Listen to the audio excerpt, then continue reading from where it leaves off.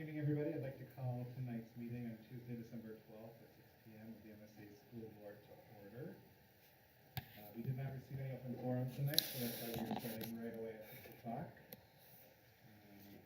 We need a volunteer to read the vision and mission since our students are not here. I'll figure it out. Our vision is to be an innovative, sustainable model of academic excellence for all students that creates well-rounded, lifelong learners and global citizens.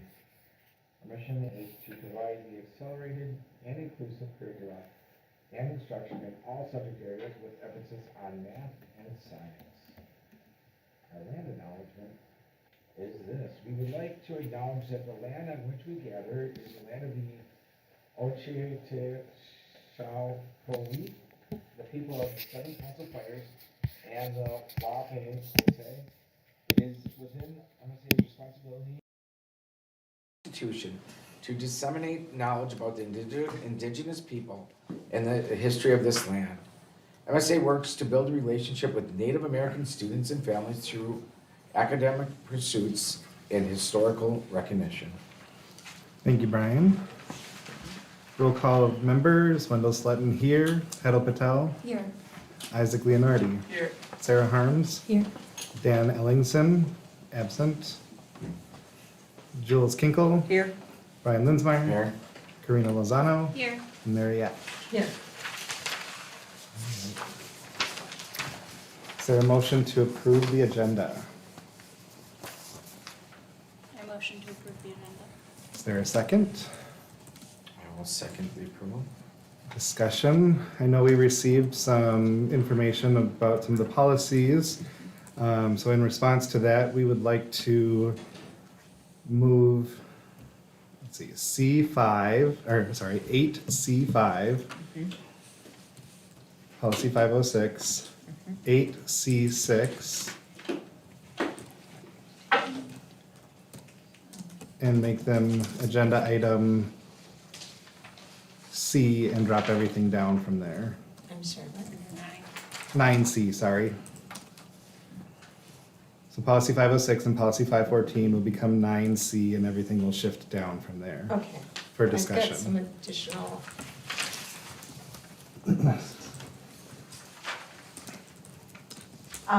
Can we wait till Sarah's ready? Sorry. Right, 85C, policy 506, 8C6, policy 514, to agenda item 9C, everything will shift down from there. And that was in response to the information we were provided by other board members. Mary, what is your, Okay. If we can move 8CI or 1, 8C3, 8C4, you did 5 and 6, and 8C10. can I ask why? Because we were given multiple months to review these policies and I think that we want to stay at a table of excellence here. Right. We've had plenty of time to review these and have them go through the governance committee. So can you please give some explanation to why? I sent some of this to Dr. Hinton, and we conversed back and forth.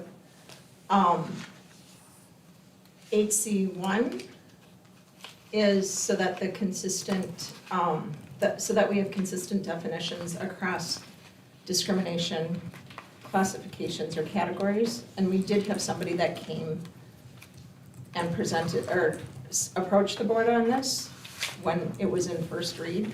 And I'm still seeing those discrepancies across, not just within this policy, but others. So I would ask that we pull that and make sure that we're consistent all the way through the policy. I'm asking that we actually pull 503 out so that we can add the form 503 to this policy. Previously, there had been a link to the form in it. And that under, that we look at the wording of family events instead of only a death, but also to include a birth of a child or graduation, which is not a vacation, but it would be a life-changing family event. And that we table it until the student handbook is presented with these changes also put into it, much like we're doing the staff handbook tonight because of the policy. I'd like to inform you that those actions are very administrative and not policy level. When we look at the policy, we need to be looking at the context and as well as wording. When it gets to the nitty-gritties of what this encompasses, that really should be coming from our administrative team. Okay? Policy 504 has a typo in it. Elaborate.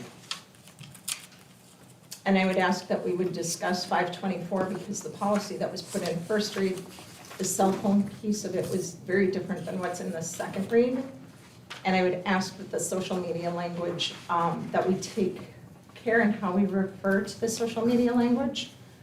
The policy currently references a social platform that is no longer even used by that name or referred to by that name.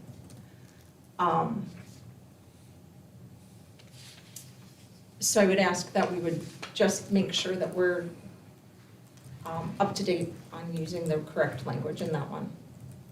Can I follow up with a question? If we're gonna be changing the names and titles of all social media platforms, we should be doing that yearly as So can we just leave it as well? social media? That's a great question. But again, it needs to come out of consent in order to discuss it. So Dr. Hinton, I know you responded to a number of these issues. Is there something, or even with policy, that we need to be aware of on these? I think Members? at this point, we should probably move through, and then when we get to discussion, we can go through the full discussion, because I think right now we're still in the approval of the agenda. So when we get, I think we can get through those relatively So easily. adding to item C, 413, 503, 504, and 524? I believe that's I'll repeat it, sorry. 413 is included in C. We're gonna have to go to CA, or C1, 2, 3, 4 from here. And that's to discuss the definitions? Well, definitions for 413. Okay.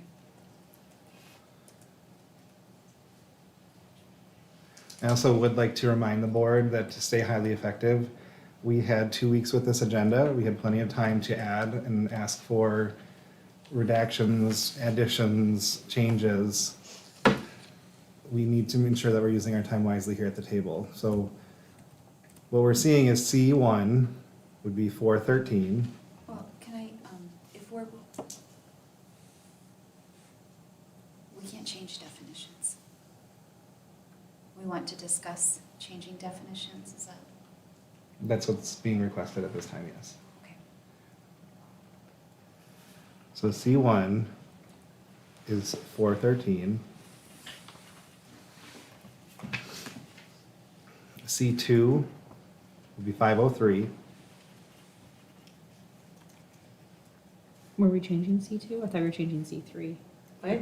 Did Sorry. you request C2? 9C1. So there should be Oh, 9C1, okay. not 8C1. 9C1 is 413. 9C2, 503.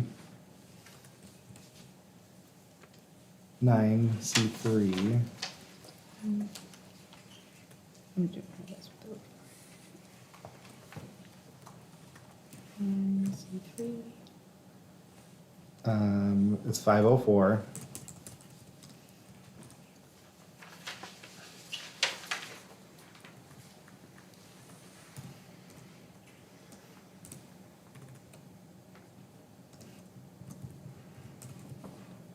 Nine C4 will be 506.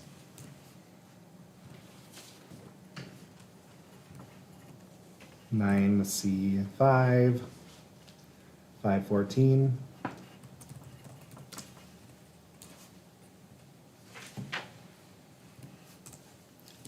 And nine C6, 524.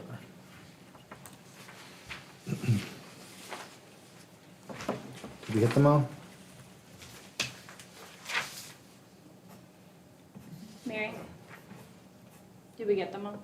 I'm sorry, what? Did we get them all? Yes. Okay.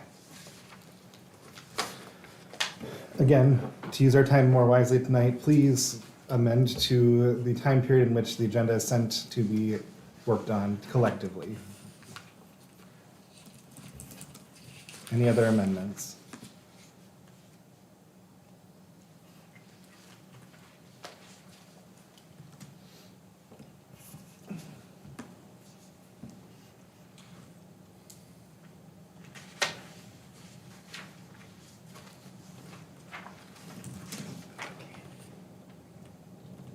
Are we still gonna do this part, or are we not gonna really not do that now?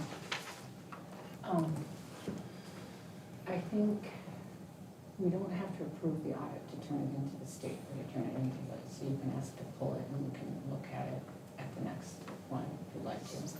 Okay. Do you wanna- So at least one thing is so the audit presentation group is not able to make it today, and we found out just yesterday. Yes. So talking with Dustin in creative planning, we do not actually have to approve it as a board For it to be for it submitted. to be submitted. So should we pull 9A as a decision item? Okay. Yes. And then as soon as we get it, you send it to me so that I can put it in the same folder. That's gonna change. Because we have to get that in And we there. can still talk We about it can more review during it. our finance report Yeah. section. I'm sorry. So these will become 9B1. Yes. Okay. So we're pulling 9A because there is no audit to approve at this time. To reiterate, we can still submit it to SAM's, and then we can approve it in January. And creative planning will submit it directly to the state for us so that Mhm. we will still be in compliance. Yeah. I still would like to keep it under your board report, so if there are any Right. questions that have come up, we Talk can, about it. yeah. Mr. Slayton, I would like to pull 807 off the repeal list. For now, we still have a question outstanding to Dr. Morrow Okay. about Health and Safety Federal Funding Act that was repealed in 2017 and the applicability of that policy to our school. So pull 9-4. We don't have that line item right now, so just a question still outstanding. Again, we need to be more prepared.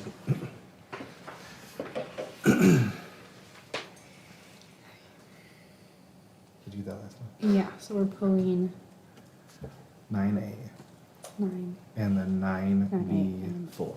9B4. Okay.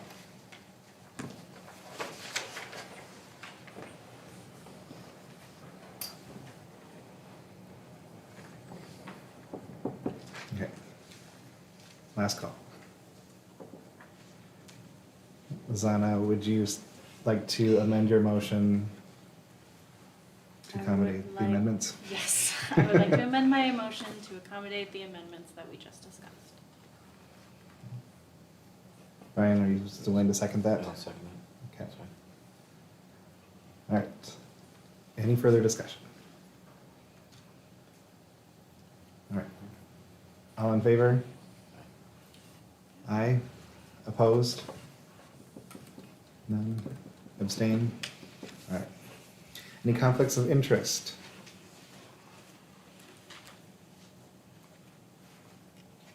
Okay. Is there a motion to approve the minutes of November 28th meeting?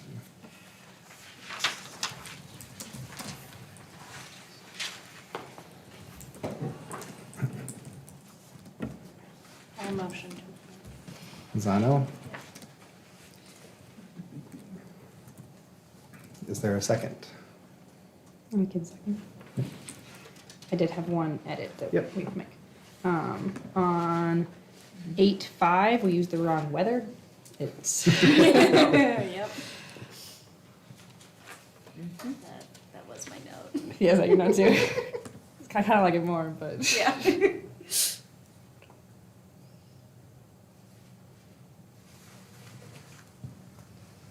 Any other additions or subtractions? I think on 8.2, it says, discussion on the contract with the authorizer and clause stating that all positions are required to be advertised, and then start kind of right there, for the attorney's legal opinion that there's not a legal requirement to post the position. Sam's letter points to Exhibit K.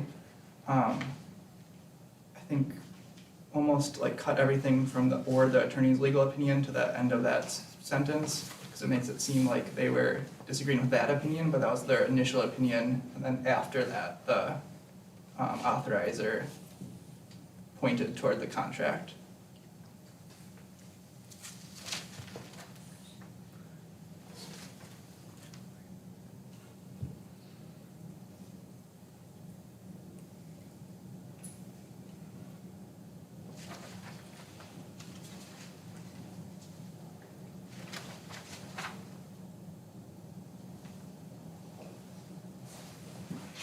As well as the attorney's legal opinion?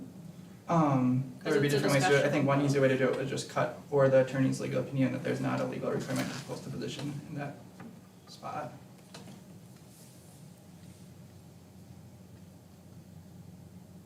Well, if we were to, so, Another way to do it would be the attorney's initial legal opinion, or something like that.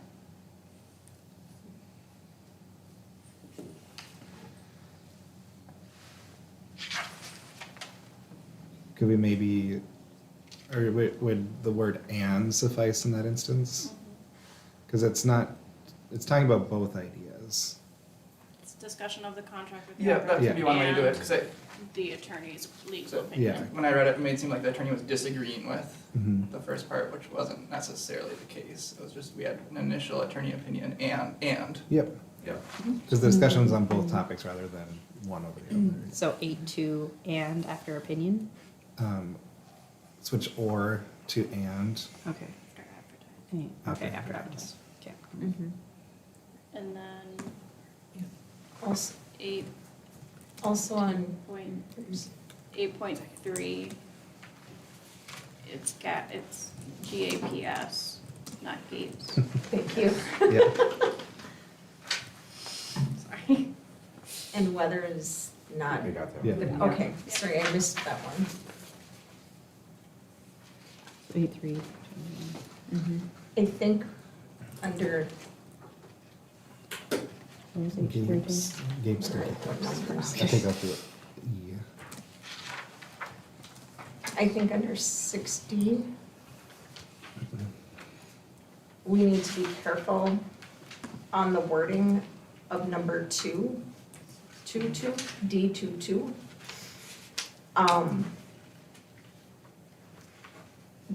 Because I did do some research and spoke with the former treasurer, and this has happened in the past where he has sat in on the budget process and has been a part of that process. Yeah, and I think that what we might say is in the last 3 years, since I've been here, it has not been the case. Up until this last year, he had sat in. 62. Set in when we met with, when the executive director met with the accountant. Mhm. That would be very unusual.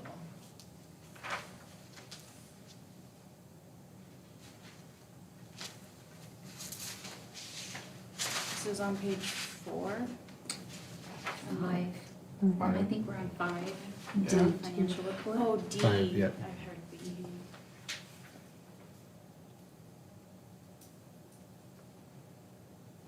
I think maybe if we just add the word "typically," because it's not been fully a practice of MSA. So past MSA practice does not have the treasurer, so do we just want to put a date in? Would that change? What are we doing? Does not typically. At one point, it was actually in the job description. Like, Yeah, it because has I don't not been remember asked. when I was sitting with Cecilia when she was doing the budget, I don't remember the treasurer being there. So maybe has not for the last, In the past Can 3 we- years, MSA practice does not have the treasurer. MSA has not had, The The treasurer treasurer. sit in on meetings with the accountant during the budget. do we think that's Running right, process. 3 years? Cause that's what we were talking about. I'm sorry, So we were saying in the past 3 years, we have not had the treasurer sit in on meetings. but I'm saying he confirmed that he has up until this last year. But that's not what was discussed. Right, and we're talking about But what was discussed. at the meeting. So that's why we're saying add in the past 3 years. So it's a qualifier. You're saying that in the past 3 years, he has not sat in? What we're saying Mary- is that Is that what we it's said? trying to capture the Typically. discussion of that evening. Right. Yes, And and at you're that trying to evening- add something to the discussion Okay, that was not that's- held. That's fine, I just, okay. Yeah. Yeah, So we can say, I think we should add in the past 3 years. But did we say that? we didn't say that No, though. we just- I think we did Yeah. just say, Okay. we haven't had that practice. Okay. Whether that's right or wrong, what we said, that's what we said. Yeah. Mhm.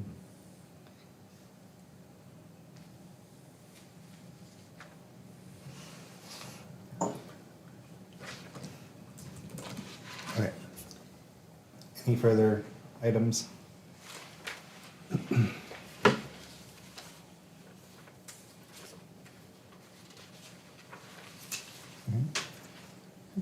Vote on it? Lizana, would you like to amend your motion to include the amendments? I'd like to amend my motion to approve the amendments discussed. I will second. Further discussion? All in favor?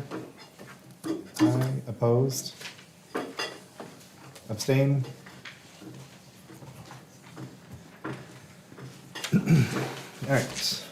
Board and administrative reports. The student representatives aren't currently here tonight, so we will jump over that item. My board report, we are going to be starting our board self-evaluation process. When you were onboarded, majority of you were onboarded, you were asked to fill out the self-evaluation form to kind of gauge where your comfortability is on the board. We're going to continue with that document, and I'm going to heed the advice of our authorizer, Liz, to give it also the perspective of our view of other members on specific topics that were in that discussion. I'm also working with Teamworks to kind of see if there are other elements that we could include in our self-evaluation, but that's kind of the process we're going through. I am going to make it a Google form, so that way we're not doing paper copies. It'll be through Emma, so it'll be complete disclosure as far as privacy, and so feel free to speak as you wish. And then we will review this in the January meeting. Any questions on that process? And when do you anticipate that coming up? By the end of the week. Mhm. So you have some time to work on it. Yeah. And that way, yeah. All right.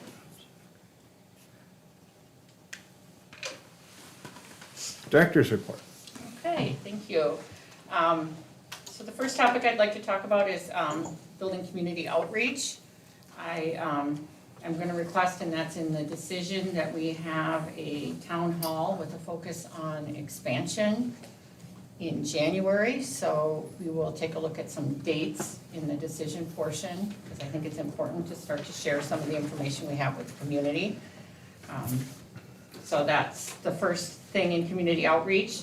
The other thing is I'm working with the PTO, and they have graciously offered to assist in having coffee with the executive director. And the dates, it'll be 8 in the morning, 8 to 8:45, in Building C. And so I'll send out communication inviting people. I would also like to invite, if there's some board members that would like to come. It's gonna be not an agenda item. People come and share whatever they wanna talk about, and just a chance to build that community.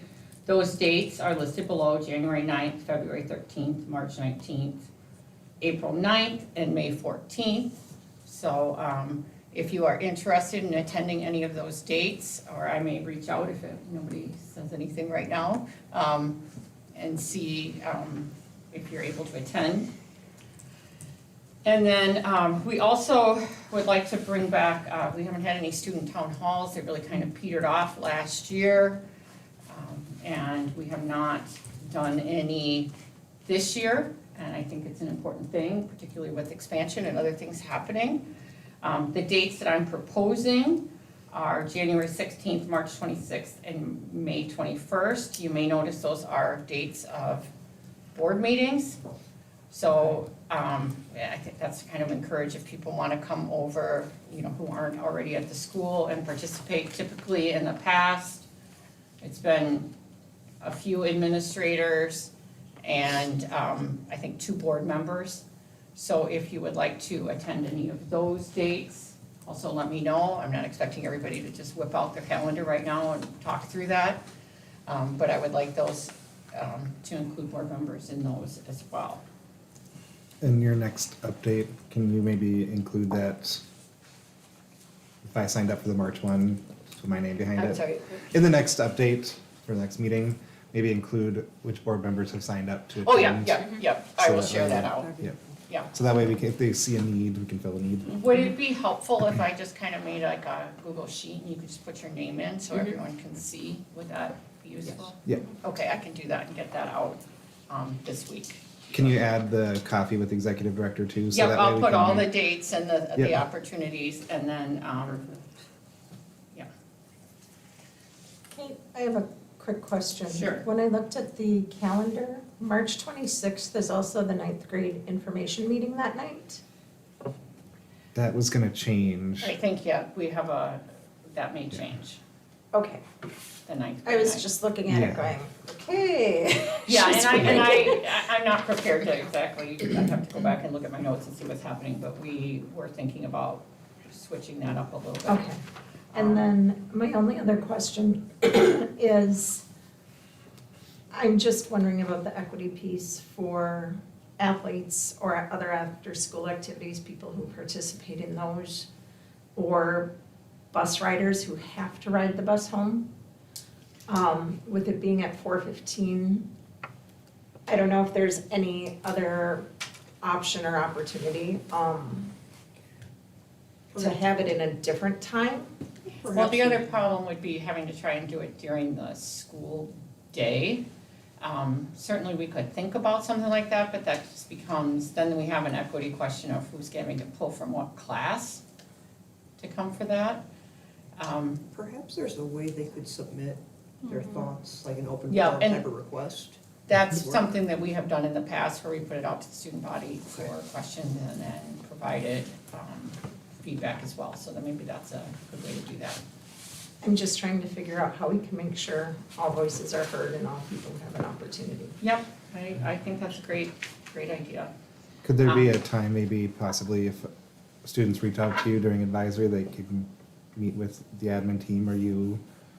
Yeah, As a absolutely. possibility? And maybe that's something we put out through the town hall. I think at one point, we had worked on trying to give students the opportunity to make some focus groups. Yep. But maybe it's just a little less, Because that way we can do things through Vocava and making sure Right. passes are issued and. well, and during that time, what a focus group or a group of students, middle school, their questions and concerns may be significantly different than high school students, and sometimes they irritate one another when they're trying to work through their questions. So we can be a little bit more age appropriate with that. Thank you.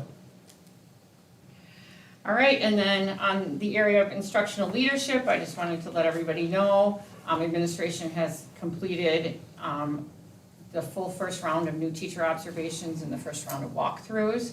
Just for your information, this is the schedule that we typically go through as administration. In October, we do all the new teacher evaluations, and those are teachers who are in their first 3 years at Math and Science Academy. We do those in October typically, and then we do walkthroughs in November and December, new teacher observations again in January, and then are doing walkthroughs again in February. March, we do our third and final new teacher evaluations, and then in April and May, we do walkthroughs again. Teachers who are here and have passed their probationary period.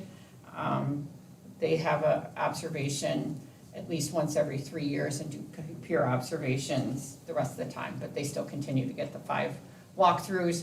We can always do an observation, a formal observation if we think it's necessary or if a teacher requests it, but this is our typical rotation, just so that you kind of know how we're keeping, working with the teachers on that. For our expansion update, myself, Mr. Ellingson, and our real estate professionals from NTH met with legal counsel on December 7th. We're still waiting legal advice on how we could structure a lease that still meets the requirements of MDE for our lease aid. So we still have not had a opinion back on that. We're expecting that shortly. The expansion committee met last Thursday, and we discussed the guiding change document. We talked about property that might be available, lease space, and the town hall meeting.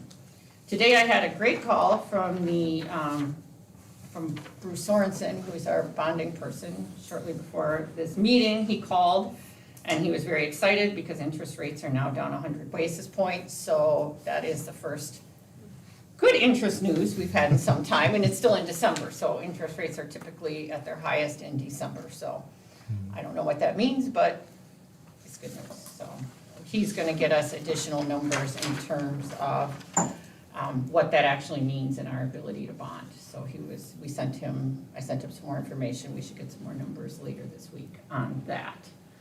Did the expansion committee have any feedback or questions regarding the guiding change document when it was presented to them? I mean, because it was done in a workshop with us, I'm just curious. So they just were kind of digesting it, I think, and understanding what it all meant.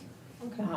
I did, after we had our meeting, I did get some feedback from Christine about some changes that we might like to do to it. I did not bring that tonight for review, but we can, if that's something you're interested in looking at. It was just, a lot of it was just wording. It wasn't really structural, but I haven't made any changes to it at this point. The document is now in that expansion brief that you all have access to, if you want to have a look at it. In terms of budget, the administrative team and the teacher leaders have been starting to evaluate the investments we made in instruction to determine if we are getting enough out of the investment. A few of the things that were priorities this year that we are taking a look at, and Ms. Harms is the one that took on the first one, which is combining integrated math 1 and 2 for our new 9th grade students. We have students who come in on a more traditional math path that have not completed the full year of algebra prior to coming. So historically, we have put them, or not historically, in the last rendition was we put them straight into integrated 2, which is kind of equivalent to geometry, and skipped that year of algebra, which some students did really well with, some students struggled with. Now that we're on the block schedule, Ms. Harms has taken on this action where she's teaching the whole integrated, they meet every day, so all of integrated 1 is taught in the first semester, and then all of integrated 2 will be taught in the second semester, so that those students will all then move to integrated 3, which is kind of on track, our traditional track for 10th graders here in math and science. So we're working on that. That was one of our priorities that we did. And that was just to fill the gaps between Right, so traditional that, schools to here, okay. yeah, so that they would catch up. Another thing, and we're still looking if that was useful, it seems like it has been, the job embedded student success teams and professional learning communities into our school day, and intervention time. So we're looking at those things and seeing if any tweaks are needed, and then looking for new priorities for next year. In terms of human resources, we're currently fully staffed. We don't have any openings at this time, other than perhaps a lunch monitor or a parking lot monitor. Those seem to come and go often. If we do end up getting the additional lease space, this spring we'll need additional clerical help to manage the increased enrollment tasks in terms of upping our enrollment that dramatically. Joelle is amazing, but that would double her work, and she's already probably doing the work of 1.5 people, so we would need another person if that does come through for this current year. In terms of student activities, we have just found, and I was kind of surprised Joseph isn't here, he's very excited about this. We are in a co-op with, for boys swimming and diving with Cretan Durham Hall. So we've gotten a swimming co-op this year. So that's something Mr. Heyman has been working on for a long time. And so we currently have 6 swimmers registered to begin the season under this agreement. And then the last item is just kind of the focus of how I see going through the executive director reports annually. I don't need to read that all to you, but in February, we look forward to hearing about the mandated changes in curriculum. We have some major science changes coming. So Mr. Heyman and perhaps some members of the science department will come and explain how the curriculum is changing for next year. And that is my report for tonight. Any further questions? Thank you, Dr. Hinton. Finance reports. So I'll let Isaac speak to that. So we did not meet since we were meeting so earlier in the month, so we'll approve the last month's financials at our next board meeting is the plan for that. And then the audit, talked about a little bit already, but the plan as of yesterday morning was that we're gonna have our audit group come in and present, but they are not able to do that. We've received a draft version of the audit. Everything looks okay and we have no instances of non-compliance. But our audit group will be here at the January board meeting, so we can look at the results again. As far as filing, we'll work with creative planning to make sure that they will submit everything to MDE and the Office of the State Auditor. And then we need to submit the version of the audit to our authorizer.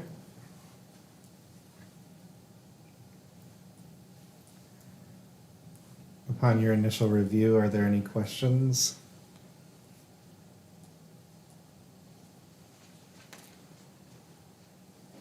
That could be forwarded, Mary? Yeah. Sorry. So am I understanding you correctly that this is a draft version, but we need to approve this tonight because it has to be filed? So according to creative plannings, we do not actually have to approve anything of the audit. Okay, So it's not something that needs board approval. So we need to submit it before the end of the year, but we don't need to Okay. approve. Is that how? Approving is more of a Understand it. formality of things, but it and has the to be only filed re- with the state. the only reason I ask is because when I looked at this, and this was one where I looked at it and I'm like, squeaky wheel or the finger is on a chalkboard kind of a feeling. If the Board of Education names are on here as of June 30th, Mr. Johnston was not on the board as of as of June 30th, so that we have an error there. Mhm. The building company, Yeah, well, that was, We So, have yeah, completely- so and I don't, sorry for interrupting, but we did, I did reach out to Bergen and request, they said that the, whoever was at the board meeting, at the start of the June board meeting is fine to have on the list.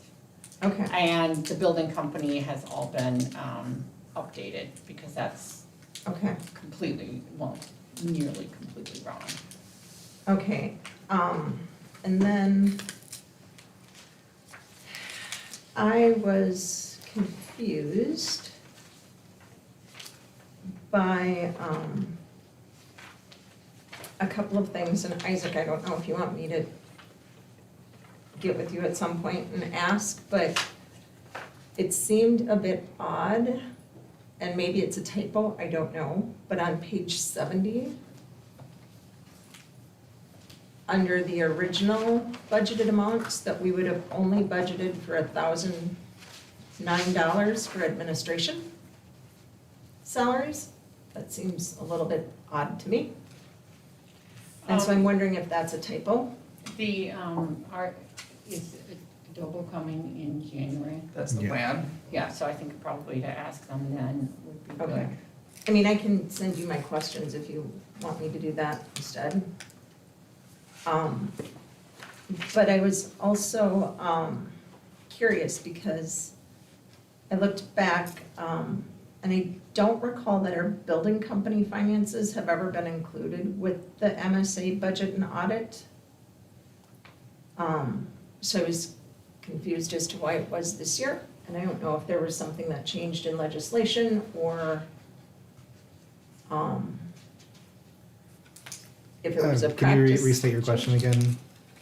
So, the building company finances, it appears, are included in with the MSA budget and audit. Okay. And I don't recall that that's been the practice in the past.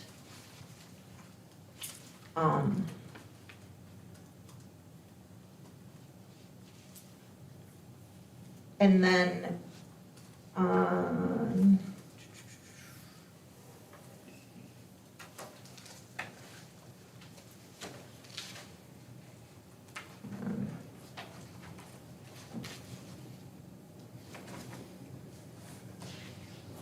what is considered administration costs? I'm looking at page 34, under the expenditures.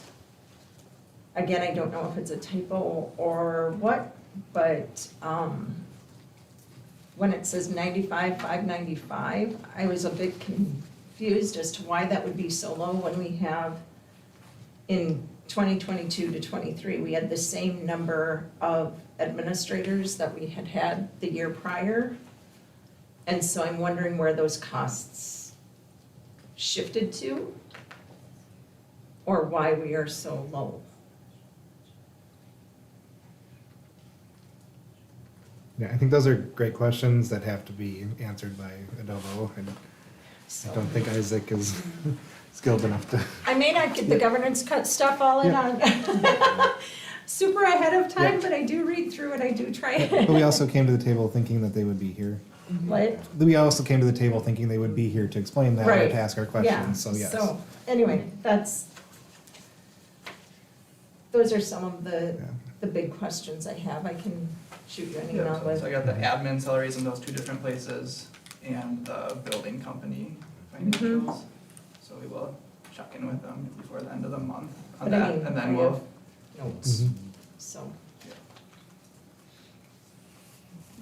Any other questions about the audit? So regardless of a approval or not, it'll be submitted through SAMS and MDE, and then we will bring it to the table again in January for official ceremonial approval. Anyways, yes. It might help, but under the note for number 1, reporting entity, What page it are you does on? talk about, what page am I on? 35, it seems like maybe the building company is included because they're a component unit.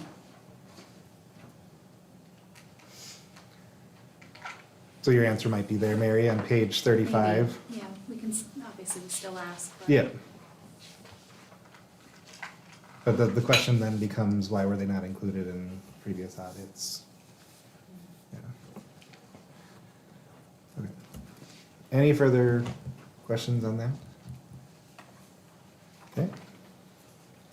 Governance, any questions for the governance committee?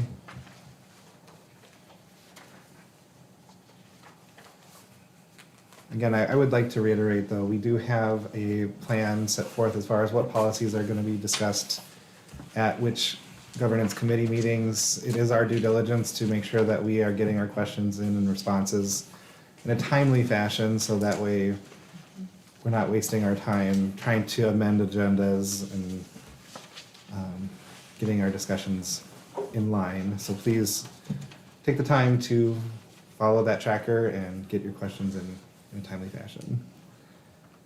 But are there any other governance questions, comments?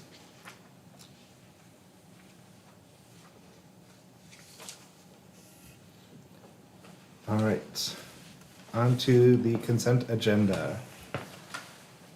Is there a motion to pass the consent agenda?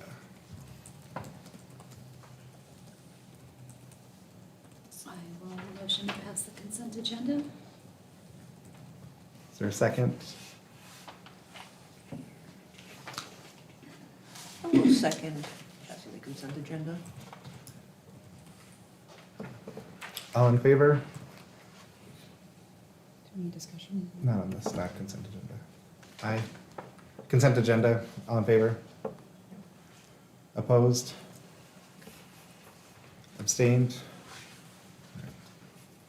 Sarah, real quick, can you tell us which policies in the second read that we actually are left on the Oh, consent that we agenda? moved? 413 is moved, so 417, 515, 520, 521, 526, 528, 530, 531, 532. And 413. Thank you, sorry. 413 was moved, I think. Oh, Yes, yes, it was. yes. She was calling for the ones that weren't. Yep. Like which ones did we actually know? Yep. Just- Just want to make sure that we get those.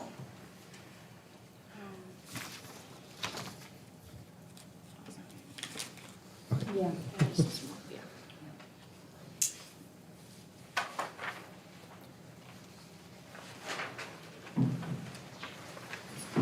All right, discussion and decision. So discussion and decision on the repeal of policies. Let's do them one at a time. 505. Take notes. That's the distribution of non-school sponsored materials on school premises by students and employees.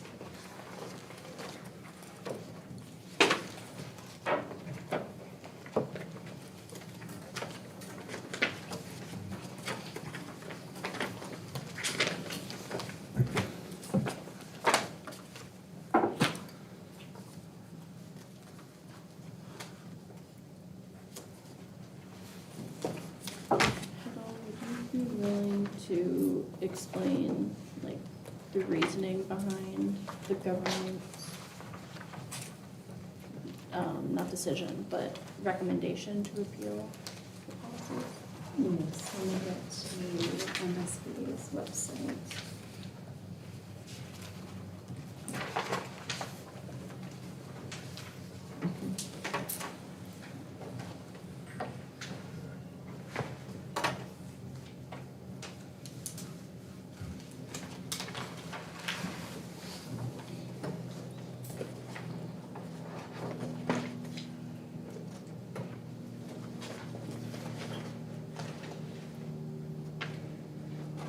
I think because it wasn't a mandatory policy. And in the notes, it says due to administrative responsibility. Oh, yes, it was highly administrative. Can we repeal this if policy 506, which we pulled out of consent, references this? And it's, but 506 specifically says math and science, Math and Science Academy Policy 505. Yeah, I And think, that's why I don't know that we can. so I think that one of the things that, in the discussion of 506, because there were a few things that you noted in that policy that we're gonna ask for revision on, and one of the items that I would like to see struck is that item 43 on page 9, that refers to that.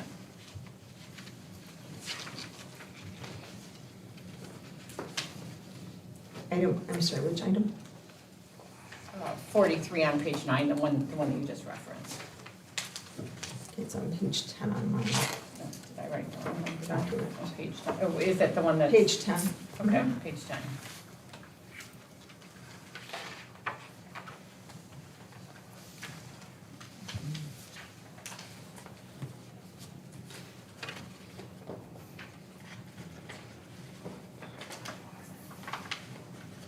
think the reference list and the notes are something that we might need to remind ourselves of during the governance committee meetings to make sure we take a pause and reconcile them.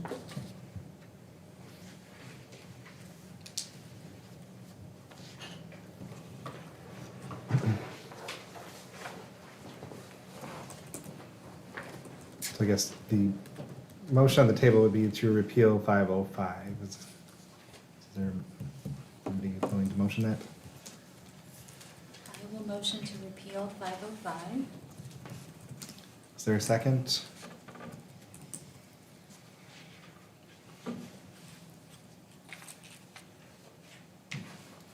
I'll second. So discussion. So as stated in the minutes, committee recommends repeal due to administrative responsibility.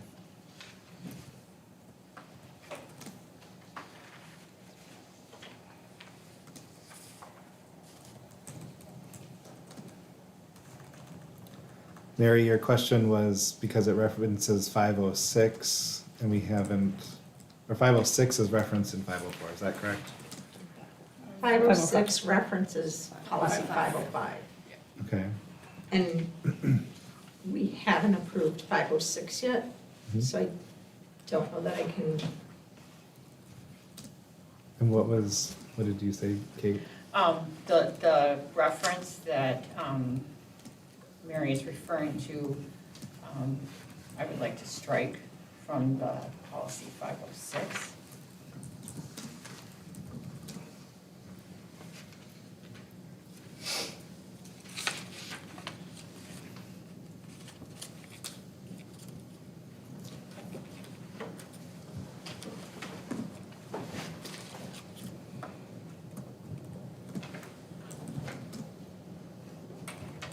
Sorry, I'm just verifying.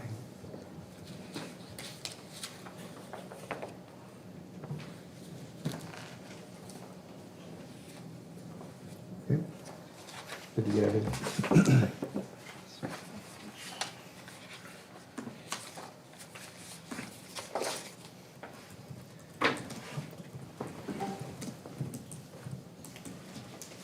Okay. Any further discussion? All in favor? Aye. Opposed? Mary opposed? Abstained? Okay. Motion carries. So motion to repeal 515A.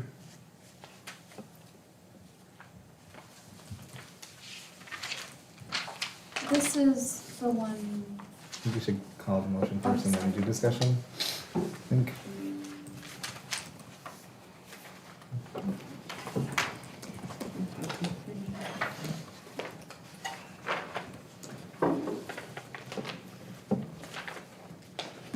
I think it just helps to have it reflected in the notes.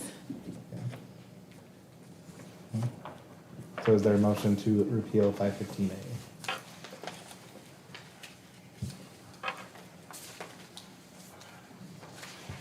I will motion to repeal 515A. Is there a second? One click away.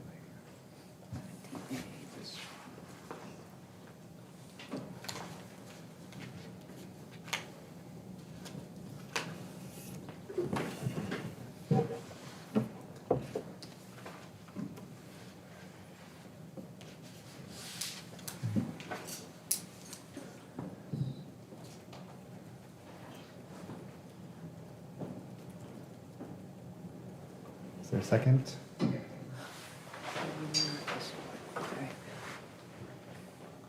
I will second it. Second the motion. Discussion? We're repealing 515A because of 515, adopting model 515, protection and privacy of student records. So the second read that just passed of 515 covers what is in 515A. Just to avoid redundancies. Yes. Yep.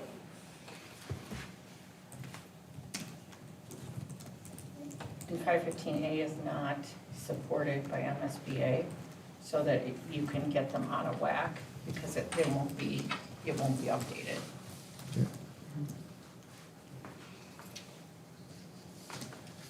Any further discussion? All in favor? Aye. Opposed? Abstained? Motion passes. 802. What's there, motion to repeal 802?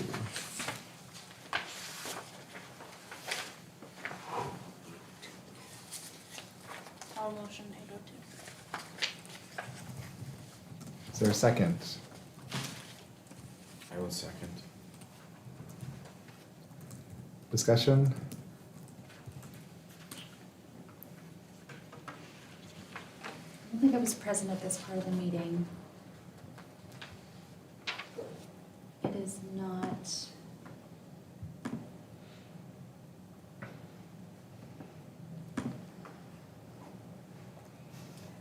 It's under the building series of policies, so it's legislative and more for admin to manage and handle. There's also not a charter policy that goes with There's this. not a model. Yeah, and that legal references aren't referencing charter law, so if a law does, or a policy does come forward, then we would certainly look at adding it if it's something that we need. I think ours is modeled just after the district, Yeah. from a long time, going back to 1995. So just to reiterate, committee felt it was administrative and there is not a current policy that reflects charter law.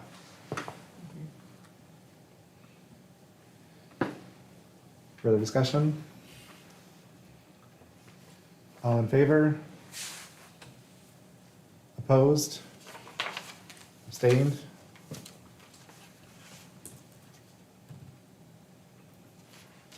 I keep track of where I'm at.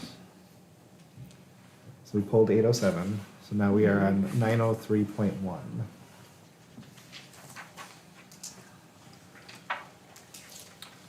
In the minutes, it says this is an MSA created policy that does not get MSA or MSBA's review or updates.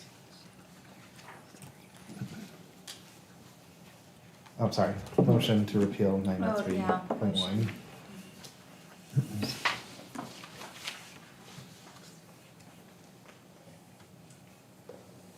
Sorry. Mo- I'll make is the there a motion? Yep. to repeal 903.1. Is there a second? Second. So discussion, as stated by the committee, this is an MSA created policy that does not get MSBA's review or updates. Any further discussion?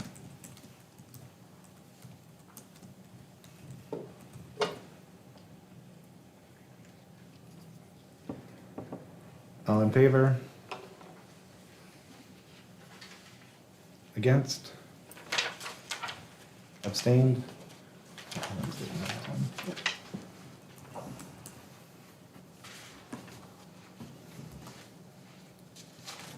Is there a motion to repeal 904? I will motion to repeal 904. Second?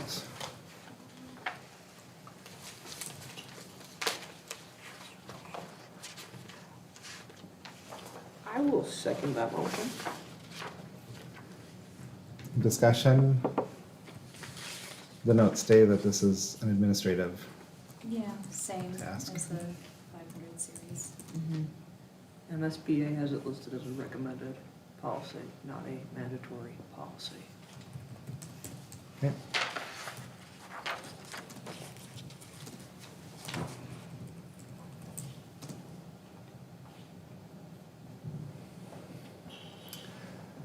Any further discussion?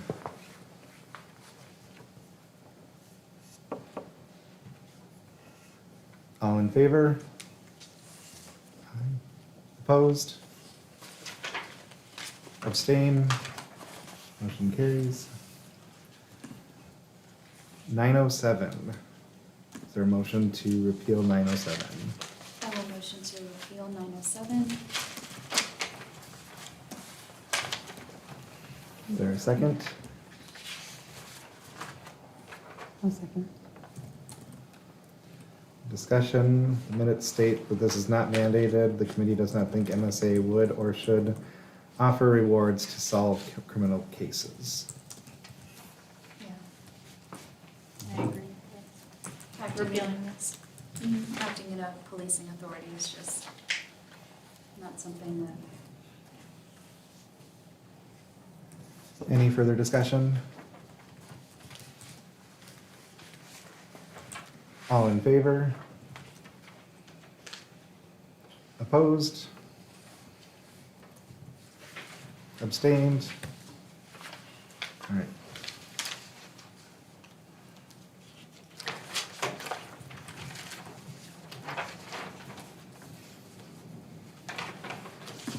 So we've added some discussion points from some of our consent agenda items. First up is 413.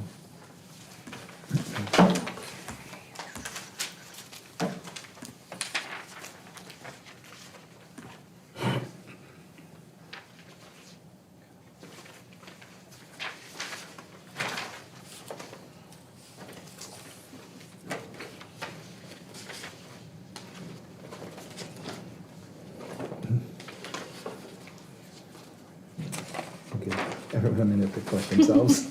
Yep.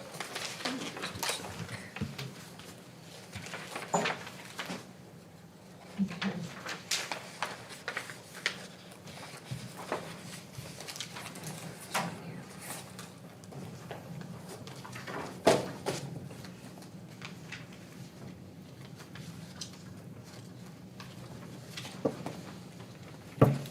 Just for minutes, since we got rid of this, these are all now A, these will all be B, and that means everything else below that stays in line.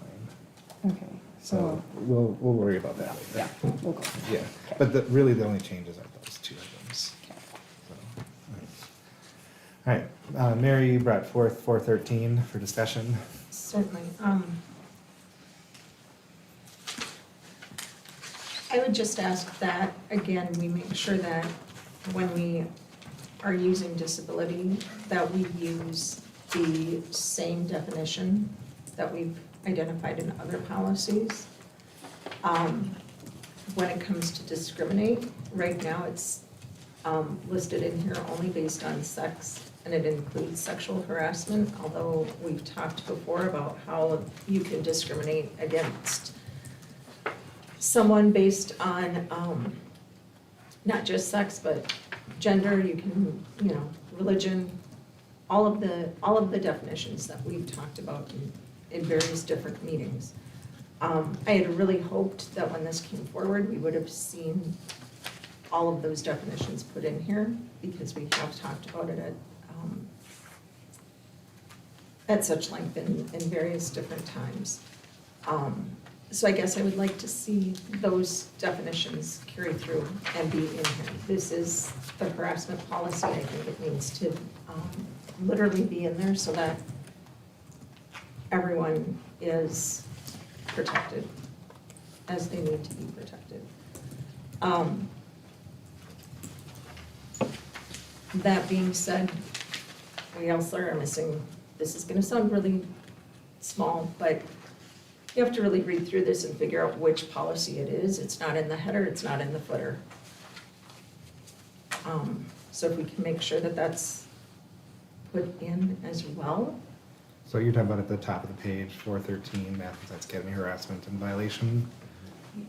Yeah, Well, and at the bottom, if you look at the others, some of the others, it's down at the bottom, it's it's 506, 1 of 26. It makes it really easy to see that, to find where someone is referencing when you have that same footer. I think we could probably ask Emma to do that. This is a MDE policy. MDE wrote this policy. Most of them are written by MSBA, and I think at a earlier board meeting, maybe September or August, I can't remember the date. September. Yeah, when this first came forward, the board selected this one as opposed to the MSBA one. Mary, can I ask, the definitions that you're asking to be included, are you implying that they should be put under 1A or in the actual definition part?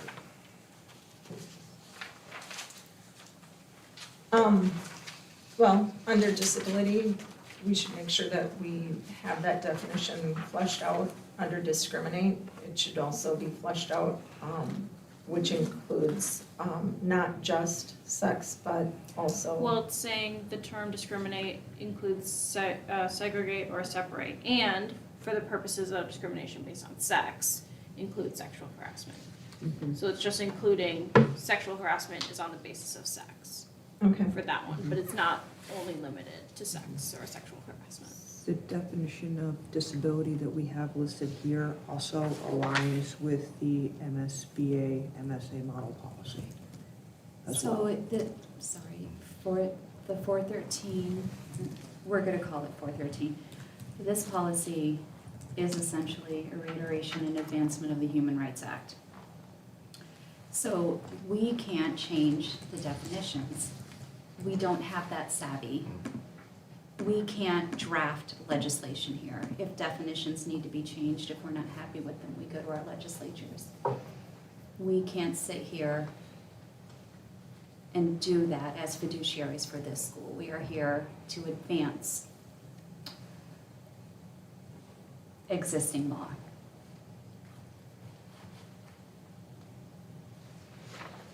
So Hedl, just to restate what you're saying is these definitions are coming from the legislation.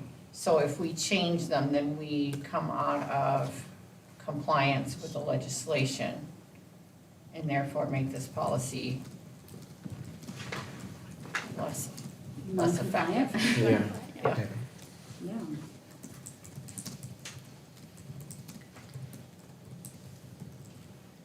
Or we can discuss how we're not happy with it, how we wish it said, Dan's example, pink hair, you know? Nobody should be able to discriminate against somebody with pink hair. Why don't they have the same rights to be protected? Why aren't they a protected class? Well, that's.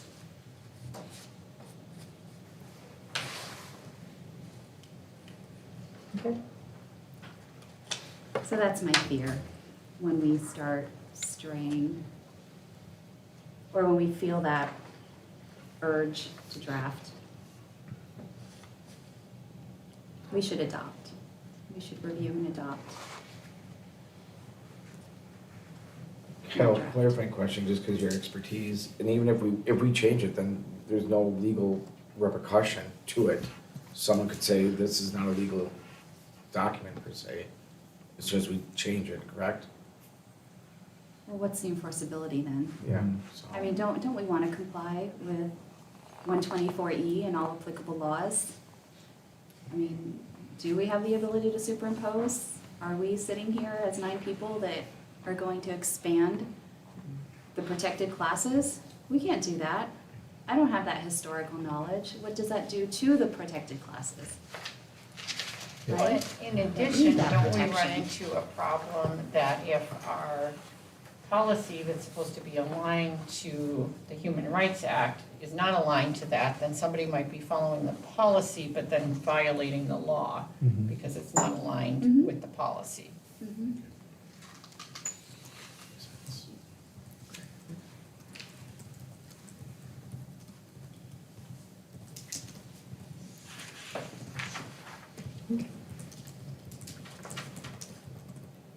I would like to make the motion to pass policy 413 with the addition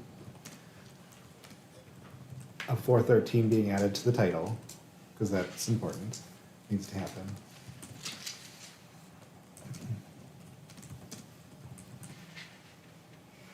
Motion to pass policy 413 with 413 being added to the title as a second read.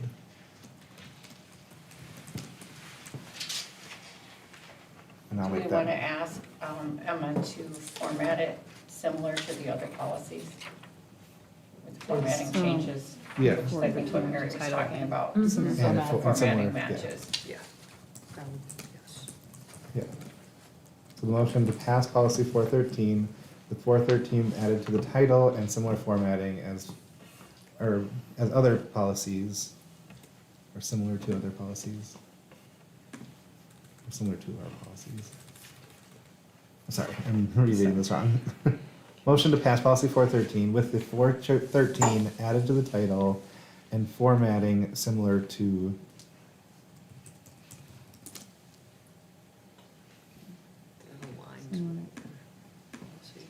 Put a formatting, aligning with other policies? Yeah.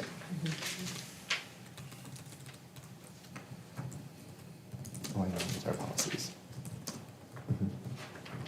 As a second read.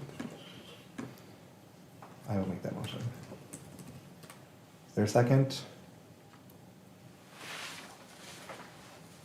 Okay. Oh, you want it? Okay. Further discussion?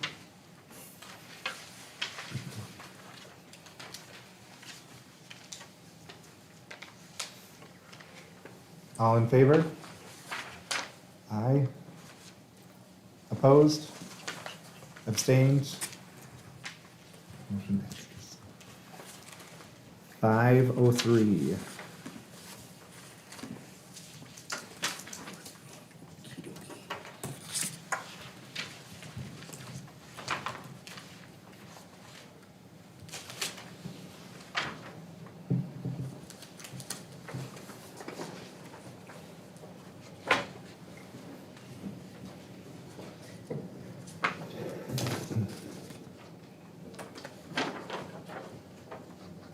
There were two, if I remember right, there are two things that Mary, you were asking for. One was to add more of a inclusive language such as family events, life-changing events, opposed to just vacation.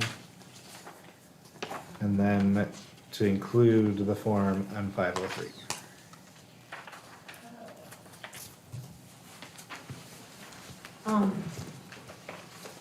Yes. So And then- vacations by statute are unexcused.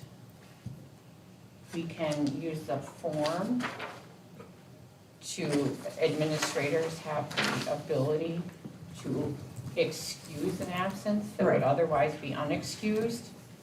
But the list of excused absences is in statute, and the list of unexcused is in statute, so we can't expand beyond that. That's why that form exists, in order to allow for, because I think that it's recognized that families do have things that happen, and the administration wants to support families in that, as long as it's not interfering in the student's education. I'd also like to point out that the purpose of that form is clearly administrative. It's communication to the admin that this is happening, so to include it in the policy, I don't think is board level. I think that it, like I said, it's administrative, so it should stay there. I do agree with your statement that you made in your comments about it being accessible, and that's maybe something administration can think about as far as how to make it more accessible. Currently, it's listed in the printed forms list. I do think that at some point it would be useful to have at the bottom of the list of policies, the forms that can go along with that. But I do think that for the most part, families go to the printable forms under current families. That's where, I mean, that's the only place where it is, and it seems to be gotten there. But certainly that's something the admin team can look at and work with our IT people to see if that's something, particularly when we're done going through all of these policies and things. I think that then going back through and reviewing what has forms and making sure those forms are in more than one place on the website, I think that's good feedback. something we've thought about before and it hasn't happened. And I don't know, Kate, if this is per state legislation as far as how they define it, but on page 3 of 9 in number 4, is it possible to, instead of listing counseling appointment, have mental health treatment appointment? Because they can be very different. But it would be a medical appointment. Yeah, that's medical. It's medical.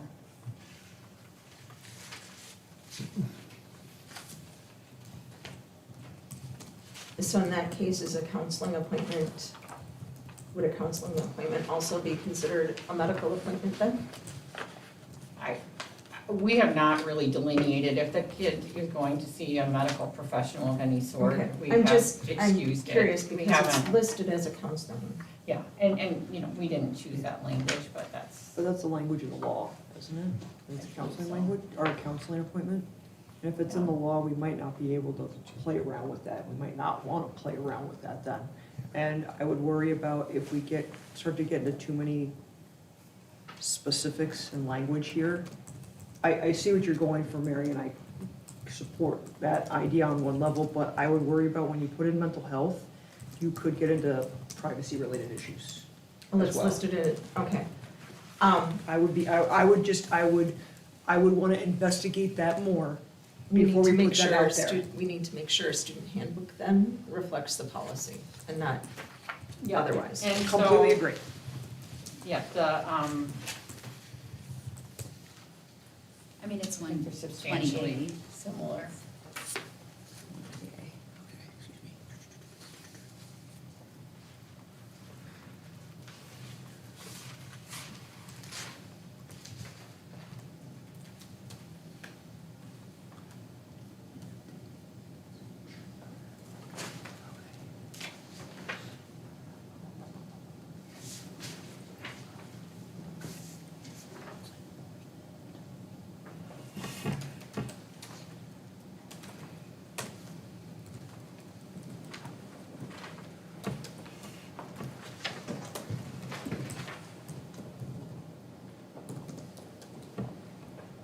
So the gist of the conversation I'm getting, correct me if I'm wrong, is there a motion to pass this as a second read? Or does it need to come back for a third read? Because, right, I will motion to approve 503. as a second read.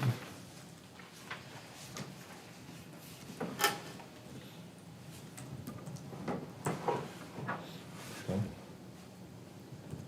Is there a second?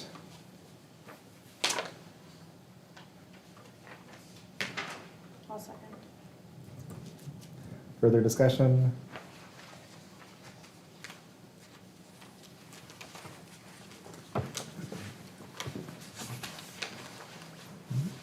All in favor?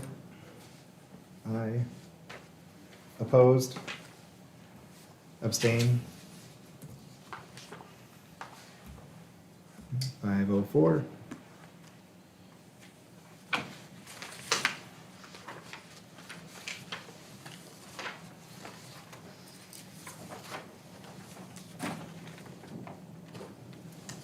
This one's a simple typo. I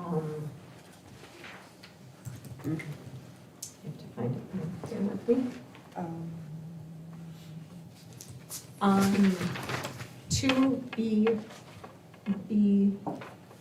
B6, on page 2, From tan to tank. I believe that should be, your intent is for tank tops, not tan tops.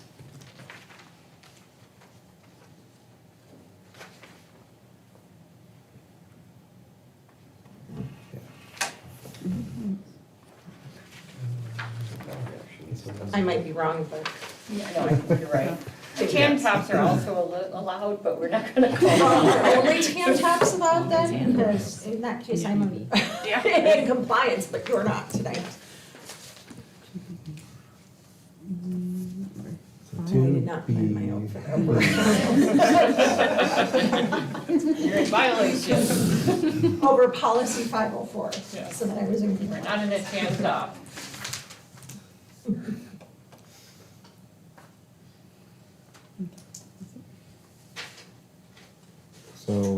Is there a motion to pass 504 as a second read with the amendment of To be. 2BB6? I move.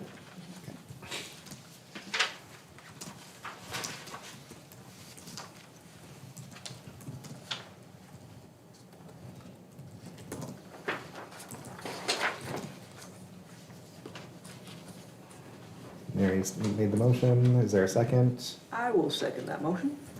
Any further discussion? I have a question, and I'm in no way trying to, offend anyone. I, as being a newer board member, I would like to know, making these, like, addressing these smaller changes, which do need to happen, right? Mhm. Like, we need to, is that stuff that should be emailed to governance committee, or should we be doing it at a board meeting level? Absolutely should be emailed to the governance committee, especially when we know they're coming up. Okay. Oh, yeah, please, Yeah. like, Okay. you know, And I you- didn't Yeah. catch it Yeah, Yep. for the first. I'm like, Yeah. okay, but now it's in second, we can't change it until we pull it out of consent. Yeah. But apparently Yeah. nobody On- else caught it either. so. On that note, Lozano, I would definitely welcome any member to come to governance, especially if it's Yeah. on a policy or something that you may not fully understand or may want more information about. That is your due diligence. so. Yeah. Just let us know so we don't end up with Yes. quorum. yeah. And the other, just a note on this one, not to extend the evening, but this policy 504 is substantially the policy that MSA created. We did as much as we could to align it to, we were ahead of the curve. MSBA is catching up with us. The addition of the items in red were things that were added from legislation. The Crown Otherwise, Act and yeah. everything coming through, Crown absolutely. Act and Native students being able to wear tribal regalia at graduation. Those are statutory changes. We need we need to vote on that one. Any further discussion? All in favor? Aye. Opposed? Abstain? All. I heard her say aye. 506, Kate, you wanna talk about that one? Yep, and I thank you, Mary, for your diligence on looking at this, and I can pass this over. There is item J, which, let me, over here, this red line, but it should not have been, it's on page 15 of 26. It is procedures for immediate and appropriate interventions tied to violations of student conduct. Sarah, I will hand it to you, you don't need to try and take this. Got it. Students who do not comply with rules and policies of MSA will face appropriate consequences. Consequences may range from a single reminder to detention, suspension, or expulsion. The severity of the consequence will depend on the degree and frequency of the student's behavior. So that is from our old policy 506. When we did the updates, we mistakenly put a red line J when J should have still been in Included? the policy. That's required. And then I think the other one was, Mary, was it on page 10, where we had the reference, number 43 violation of policy 505, basically, that we wanted to strike. So on page 10, reference to 505, which is, And it doesn't say the number, but it's item 43. okay. And so you're suggesting that be stricken from the Right, because policy. we don't have that policy, we've just reviewed that one. So that,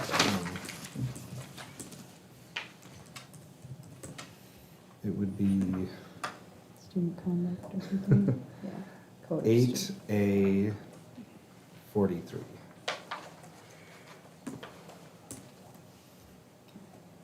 Eight A 43.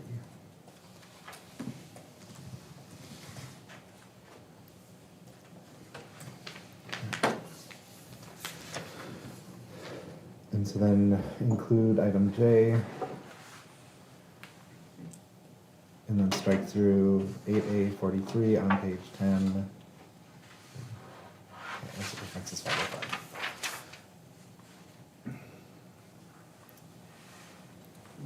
Motion. Yep, I'm wondering, do we motion this as a second read for a third read, or is this just second read for a second read?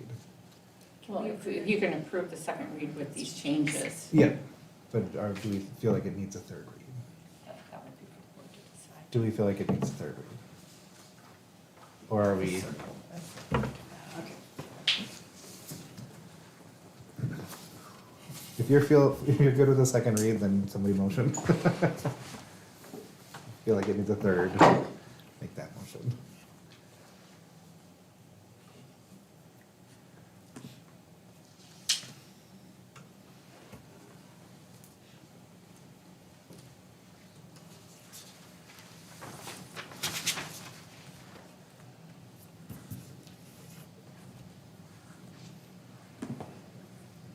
Well, is it gonna go back to committee, or are you just gonna take care of it with Emma? Well, Maybe that I mean, that's decides the if it's a question. I third. mean, we could just ask Emma to make those changes if the board is comfortable with those changes, or do we want to make those changes and then have another clean copy come back to the board? I guess that's either way, we have to pass it as second read with a request for a third read, or we have to approve it with the amendments. Well, I guess if it's going back to committee, then it should come for a third read, because I wouldn't want it to just, Right. you know, Yeah. put that on the committee's shoulders. But if you're going to take, if we approve it and you're gonna take care of it with Emma, then I feel like we can put that trust in you, ex officio, to see that that gets done for us.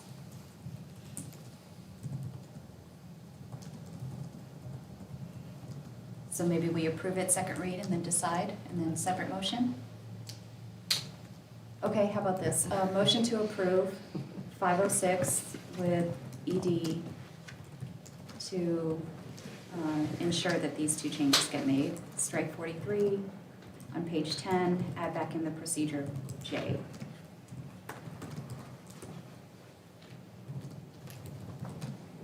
I'm okay with it because I've seen Jay printed out because of the emails going back and forth. I don't know if others on the board are okay with it, having not seen it. So I don't really feel comfortable making the second because I've seen And Jay. it's the exact language copy and pasted out of the current policy. So that's where that language came from. Just so So everyone knows. motion to approve I 506 didn't craft that as this a second afternoon. read. That would have been impressive. I know, well, And that procedure's administrative anyway. Yeah. correct. It's an administrative Yeah. procedure, Yeah. so. So Heddle motioned that, so a motion to approve 506 as a second read with ED to ensure changes get made, strike 43 on page 10, and procedure added for J, put added.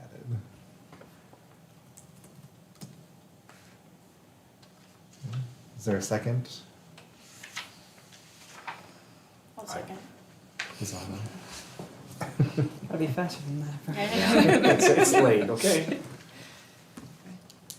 Further discussion? I guess at this point, we're not truly changing the context of the policy, so I would be okay with it as just a second read.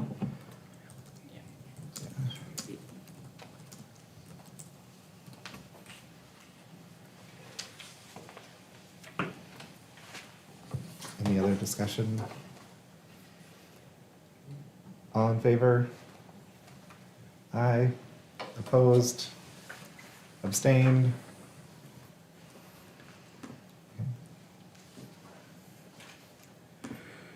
Somebody want to motion for a third read on that one or no?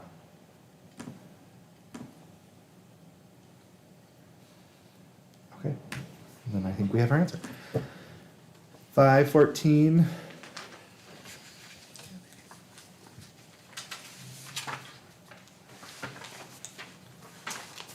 Yeah, for this one on page 5, under A, and this, again, this is just the one that pulled out at me, but, the gender pronouns that are used there, I feel it's very important that we not use the gender pronouns in this policy especially, but we shouldn't be using them, Specific, any of them. Yep. And I would just ask that, extra caution be used to make sure that our policies are not using gender pronouns. Yep. Do you guys use Control Yeah, we do note it, it is, It's hard. there is a conscious, I know everybody who reads these in the governance committee catches those, and actually Mr. Barth will change them right on the spot Yeah. as we're going, so it was just, it was a miss. Yep. And typically Emma will pre-screen them too. Yeah. And we've been, with her being out for that time period, we've just Yeah. overlooked this one, so. Yeah, but yeah, control Fing them is good.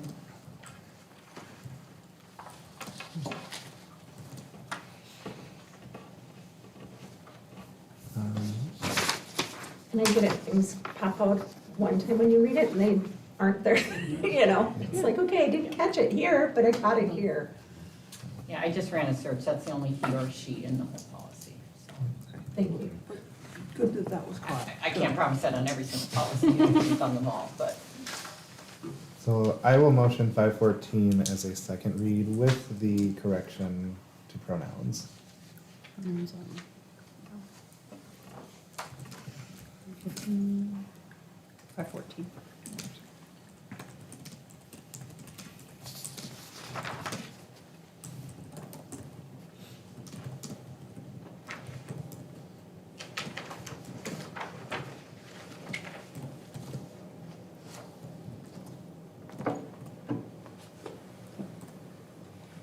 Is there a second? I will second that. Further discussion?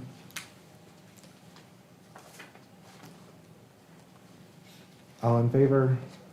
Aye. Opposed? Abstain? 524.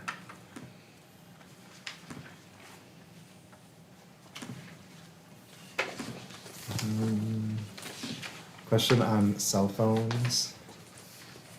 I think this one was Social media. on, oh, Mary, you could probably speak to it better than I can. Cell phones and then social media. Social media, I think.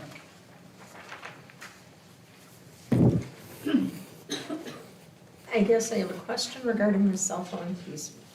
Outside of the policy that, or the procedure that went into effect this morning.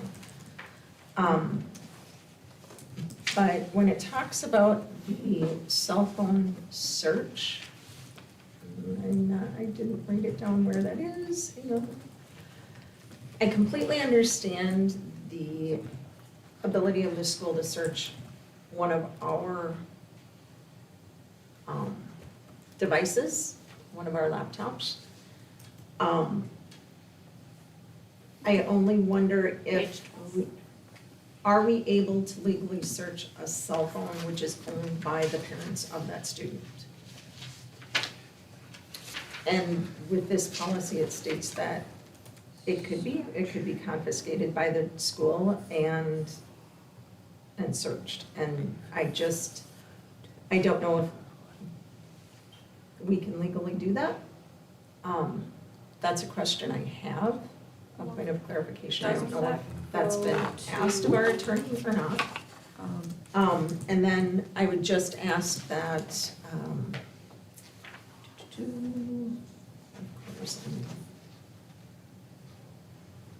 So I'd like to clarify, we're on page 12 of 14.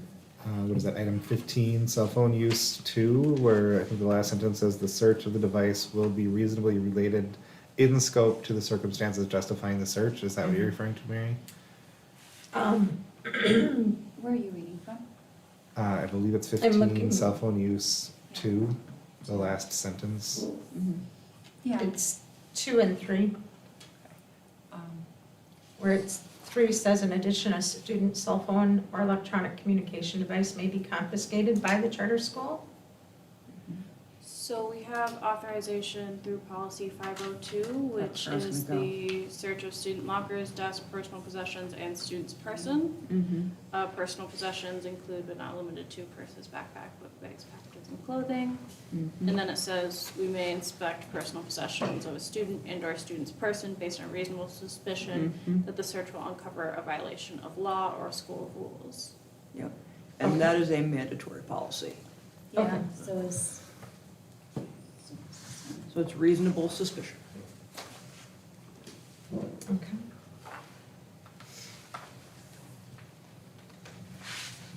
And then, of course, I'm looking for where our lovely Twitter is. It's early, so. It's earlier, yeah. Yeah, I think that's right at the very beginning. Here we go, I think it's in C, yes, on page 4, 2C, no, Yeah. 6, 2C. Ah, yeah. Page 4.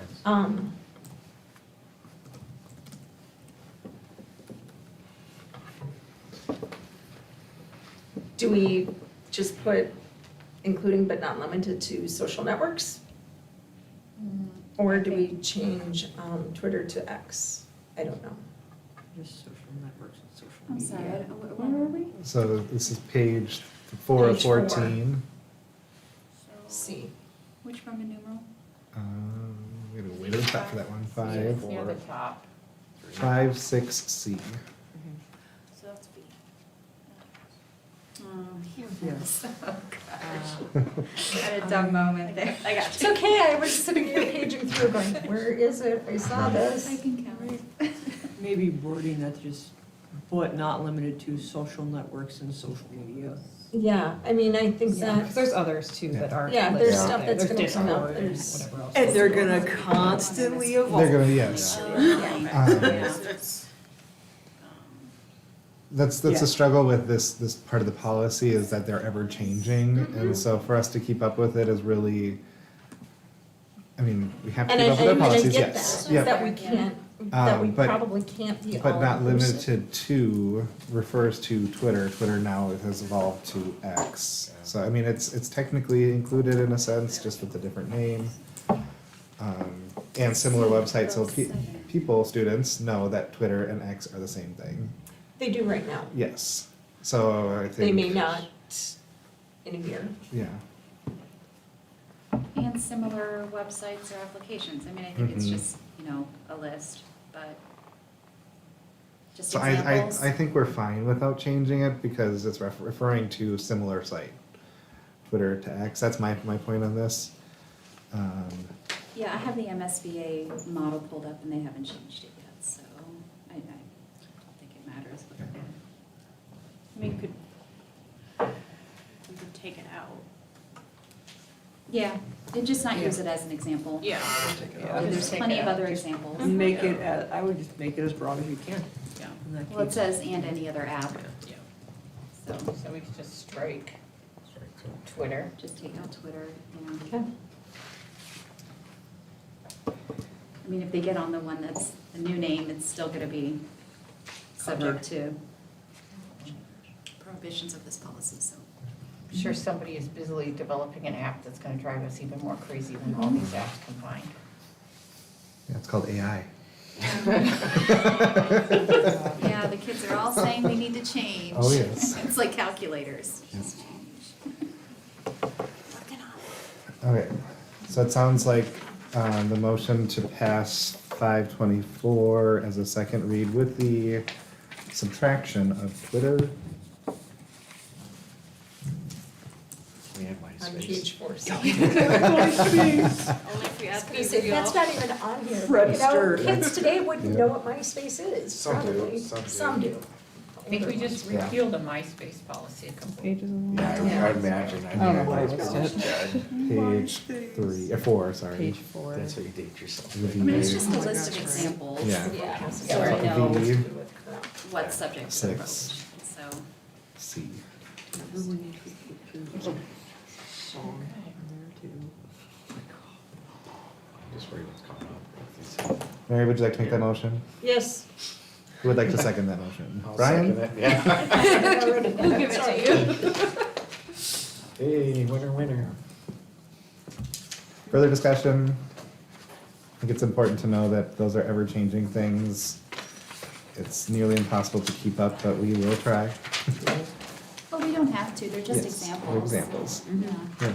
so outdated, future, whatever, it gives us an idea of what the prohibition is talking about. All right, any further discussion? All in favor? Aye. Opposed? Abstained? All right. Can I call for a 5-minute recess? Yeah. I second that motion. Thank you. 5-minute recess. We'll continue with C when we return at 7:47.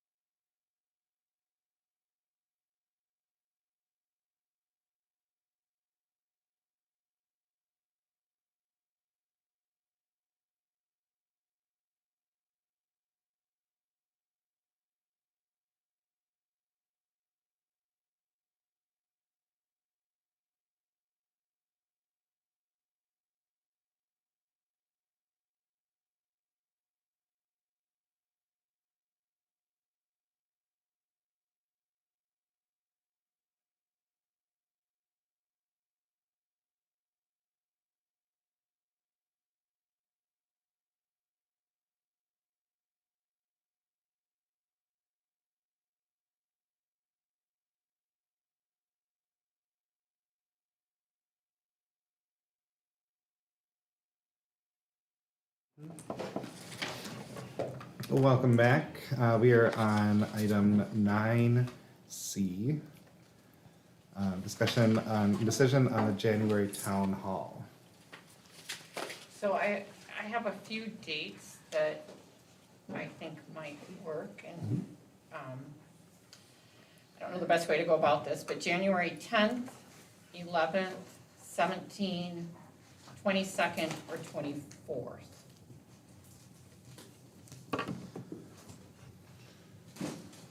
And I'm sorry, I probably should have sent these ahead so you could review them. So our workshop is the 9th and our meeting is on the 16th. Right, so Just so everyone's aware January of is a that. crazy month.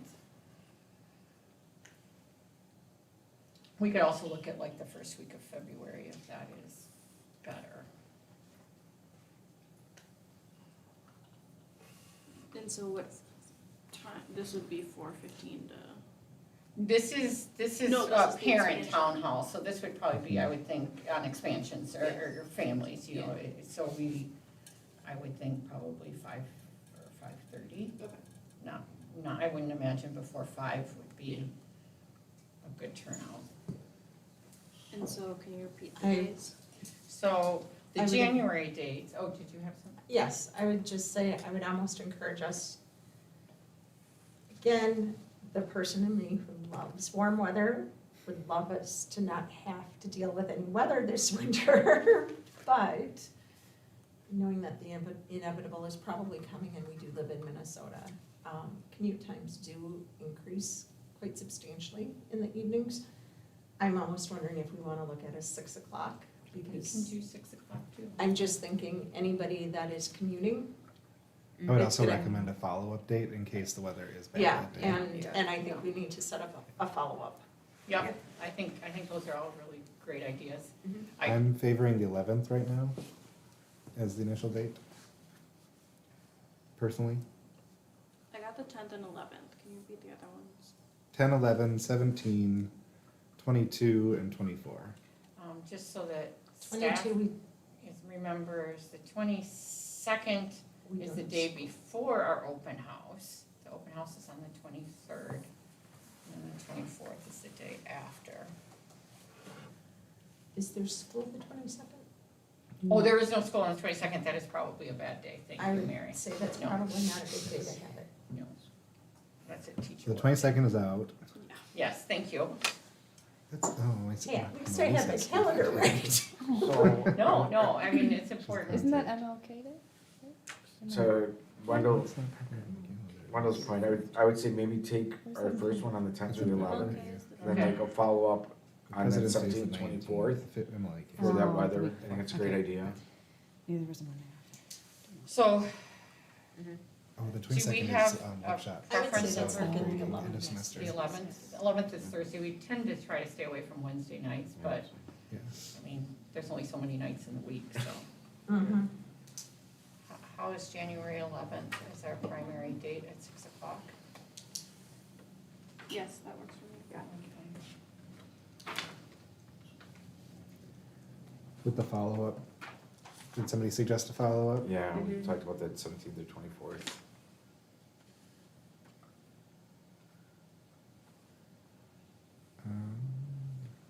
And the purpose for this town hall, again, is? Expansion. Expansion. The only, and I like the 11th as the date.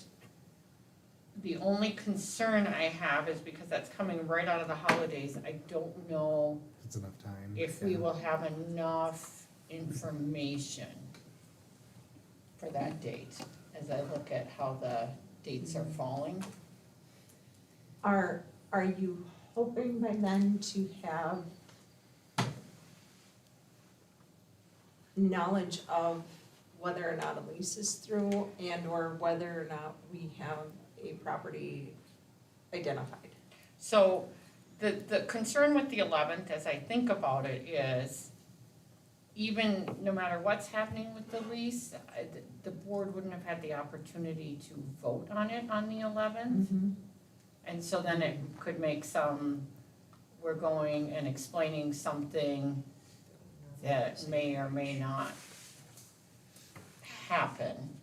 And I wanna be careful with information, cause people get confused if we say, well, the board's gonna decide, and we tell you all this information, when they hear the information, they think it's a done deal. Well, and I guess that was part of my question as to the purpose of this is, are we looking to gather information from them about what's important, if it's an in-district or out-of-district, if it's a long bus ride or, you know, those kinds of things, on an elongated day, which could potentially happen. Those are the questions I have, is our purpose to gather information or is our purpose to disseminate information? So I think it's both, because I think we have to know if we're going to lease the property, and then if we are, then we would have to be talking about what, you know, finding out what families are looking for, answering those questions, developing a list of questions that they have so that we understand what the concerns are as we begin to develop those plans. I'm concerned about going too far down the road on those plans if it's something that's not happening. So I think it's both. I mean, I think at some point, the board is gonna have to decide on the lease property, and if we're doing that, and then how does that actually play out? And families will need to know sooner rather than later if we're gonna do that, if we're gonna do the lease property.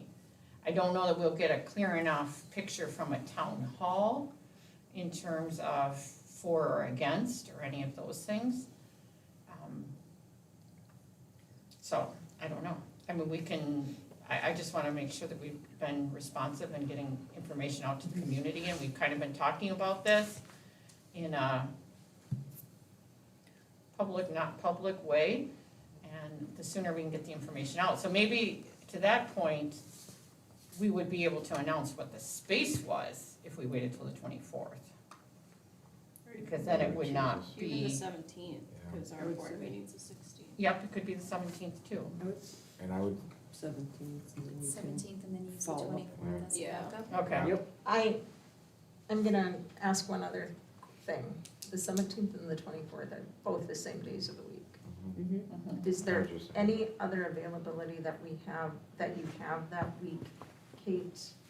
I know there's no school on the 22nd, and I know we have something the 23rd, I can't But I remember. thought the 24th Open was house. just in case of cancel weather. Right. Case of weather. I can't do Thursdays starting on the 18th for 6 weeks I'm teaching then. And we've got board meetings on Tuesdays, and then the open house on the Tuesdays in January. We could look at a Monday, but we've got 2 Mondays off. Yeah. So, and it's hard to get people to turn out on Monday nights. Mhm. I think the main point of just getting the information out there on a Wednesday, it's, again, there's one, like we said, the second date's only a follow-up and if needed. And I'm sure any information shared there can be put out on the website or disseminated also, so that people that aren't there could see and get that same information. Yeah. Cause as word of mouth goes, it's gonna populate more and more. Would it be possible to potentially have it videoed and Live streamed? broadcast? Well, live streamed or broadcast, maybe not live streamed, but then put out afterwards? Perhaps, sometimes, at least for me, in gathering information, being able to read through is so much faster than watching. You know, I can read the notes from an hour-and-a-half meeting in 10 minutes. I don't know that I would watch an hour-and-a-half meeting if I wasn't there live, you know, later. I don't know. And that's something we could talk about more at the workshop if we want to. But I just want to get these dates on the calendar at this point. So is it January 17th, is that what we're thinking? That's what we're thinking. And is it 24th something is we the need to backup. vote on, or do we just say that that's the date? I don't think we even need Okay. to, let's see. I guess the only question would be where you're gonna hold it, and making sure we have the space to hold it there. I think the Great Hall will be sufficient. Okay. mean, it holds about 100 people. I don't think we're gonna have more than 100 turnout. Coffee and donuts. So we agreed the 17th with the follow-up date of the 24th with inclement weather. Yep. Time at 6 o'clock. 6 o'clock.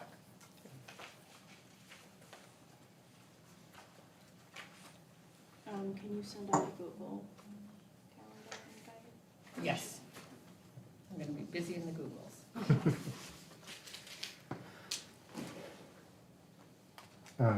Yeah, we're good. Any further, so question on the town hall? 17th, follow-up with for weather, 24th. Okay. Discussion decision, the 24-25 lottery. So what this is, we had trouble this year with a number of students, who were accepted to MSA and wanted to start their time at MSA on extended leave. So 15 days or 14 days, they wanted to be out for their first day of a new student. And then we had about in the neighborhood of half to a third of them not actually start. So then they took a spot that then other students couldn't start until they were almost a month behind in school. So what Joelle and the admin team, we've been working on, and the change would be that new students would need to be in attendance in the first 5 days of school or have a waiver from the executive director. Like, for example, if somebody got in a car accident on their way to school on the first day, we would of course give them a waiver. But if they're gonna start on vacation, it's a little bit more problematic. We want the students to start at the beginning of the school year. This is only for new students in attendance. Our existing students would, returning students would follow the same procedures as we have for attendance. And would this also include siblings? So if older siblings are in school and their they don't have this, but now you've got a new sixth grader coming in. So then they would have to make an appeal and, I mean, that may well be granted. And because we have a relationship with the family and we know they're coming back, it's more likely. Okay, I wasn't sure how hard and fast that. No, we just Several want was. to be able to tell students they have to come to school in the first 5 days of school. Well, it makes sense. So we Yes, ma'am. just, MDE said we couldn't have this, we just had to have the board approve an update in our enrollment procedures. Should this language be added to the 503 worksheet or form Well, or no? yes and no, because this is their first enrollment. So they wouldn't really be able to go get teacher approval and stuff Yes. because school hasn't even started. But I yet. should say, has it been thought about putting in there, because I'm getting into the weeds. Has it been thought about putting into the 503 form? We haven't thought about it at this point. I think that what I would recommend is we give it a try this fall and see what's happening and then make updates if this did not cure the problem we're trying to cure, or if we have to improve or make a form if a student wants a waiver of that 5 days Well, in or extension. this doesn't say the first 5 days of school, this is the first 5 school days of their start date. So just keeping that in mind, that it may not be the beginning of the year. Yes, and thank you, Karina, yes, because that's what Joelle did that intentionally. Yeah. Because sometimes we have kids who get accepted off the wait list. Yep. And they pick a start date, we're pretty flexible with them on a start date, but then they don't start. And then another day, and another day, and another day, that we want them to pick a date. And unless barring a family emergency, a medical emergency, something, that they start within that. Yes, thank you, Karina.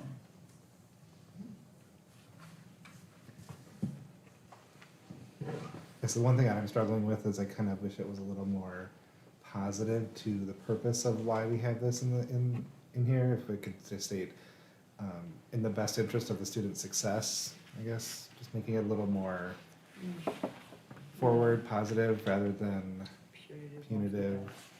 I'm not saying this is punitive, I just, I think it could be a little more Our friendly. intentions could be Yes. clearer. Yeah, But to that extent, I do appreciate the background information you gave us as to why it's coming forward. Yeah. Right.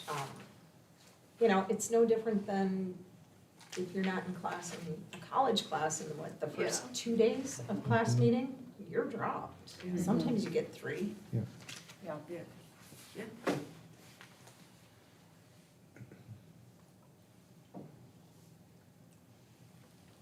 I don't know, I kind of like it so clear. Like, it's just, it's not covered in any fluff. So I guess for And this families isn't who the really welcome to ask- MSA letter. They do Yeah. get a Yeah. welcome to MSA letter. They get all of that. This is just the actual procedure I guess for maybe then in enrollment. that instance, when you're putting it in the welcome letter, make it a little more floofier. Yeah, I mean, 'cause that's the, yay, you're at MSA, that kind of thing goes out. So do we, sorry, Oh, I was gonna say, like, whenever I flip through the handbook with my kids, I'm just looking for the rule. yep, You know, I just wanna keep find this the part rule short so and that I sweet. can Yeah. show the child the rule. Okay. So you need a motion to approve this addition to Enrollment procedure. the admission Admission procedures. procedure.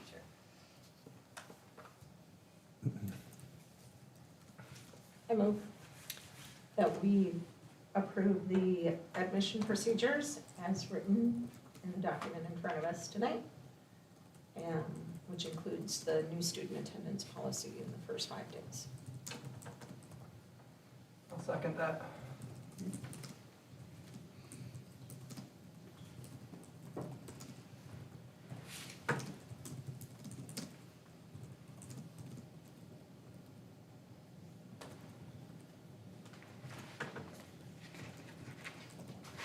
Further discussion?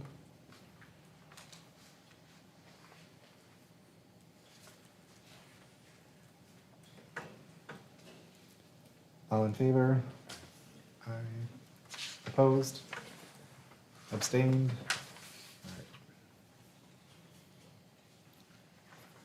Mid-year survey update? So, Mary, Brian, and Karina worked through updating the surveys that we did last year. And so, a copy of our work is included here. It's very similar. One of the goals of the committee was to keep it substantially similar with maybe some wording improvements so that we can start to track data over time. And get some, kind of see if we're making changes to improve the scores, if we're actually improving the score, because the question is, things are getting better.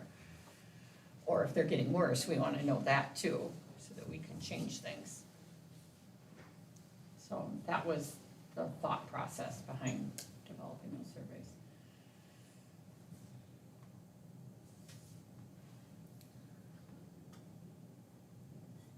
Are we gonna give them the opportunity to maybe expand on their answer?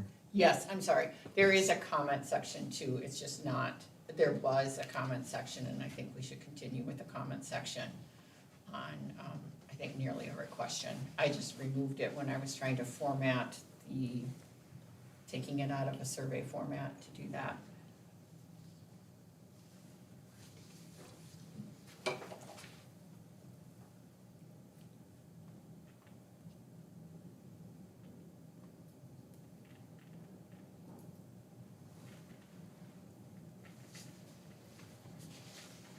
Any questions, comments, concerns? I would just like to remind or bring to light that we passed a policy tonight, or we approved a policy tonight regarding student surveys. And in that policy, it states that no email addresses will be associated with it and so forth. So as we put this out, I know it had been talked about putting it out to kids during advisory and so forth like that, that we cannot track it, that this is something that we put our, the policy that we passed tonight states. And we will do that for all people who are surveyed. We'll separate their names from their answers. But I believe the policy we stated is that surveys cannot be tracked too, so you cannot get credit for doing a survey or something like that. The policy was, Yeah, it separates it so that we're not identifying the student with the data. There's always a way when you do a survey, if the student writes something disturbing, that can go back and figure that out, who wrote it. If somebody said, I think I'm gonna kill myself tonight, we have to be able to go back and figure out who that kid was, but otherwise they're separated. But we have to somehow track it so that people don't take the survey 55 times. A question for the student survey. I'm not sure our sixth graders will be able to understand or know how to answer. And I know that there's an I don't know option. Is there maybe some language we could include that might give them a reference point as far as what is a policy? Well, we've kind of talked about that, and even the new ones coming in their future kind of stuff. And it's one of those that, do we just look at the data and see how they grow as the years go, kind of deal, and I use it as our zero baseline data to drive from. Yep. And then on that same survey, I mean, I think students should be able to answer if they're enjoying full-time PSEO. So I'm thinking non-applicable really could be, I guess, I don't know. Well, age appropriate. Yeah, but we don't want to delineate like a middle school survey, high Yeah, school survey. yeah, no, I feel you. Well, we could say I enjoy being at MSA. Yeah. That was number, Or I feel safe at MSA. Yeah. so the I enjoy being at MSA. question 4 and 5 changed to at MSA. Yeah. Trying to get in my student perspective of how would I comprehend these. Right, well, perfect. Yeah. Absolutely. Yeah.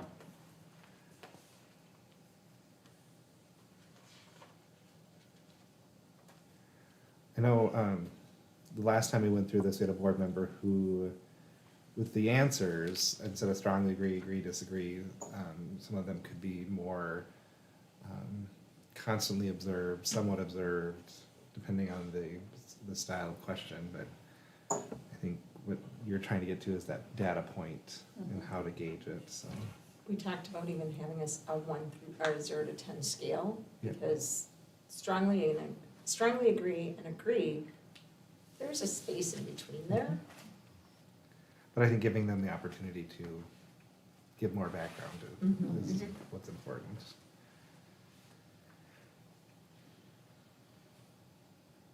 So are you saying that,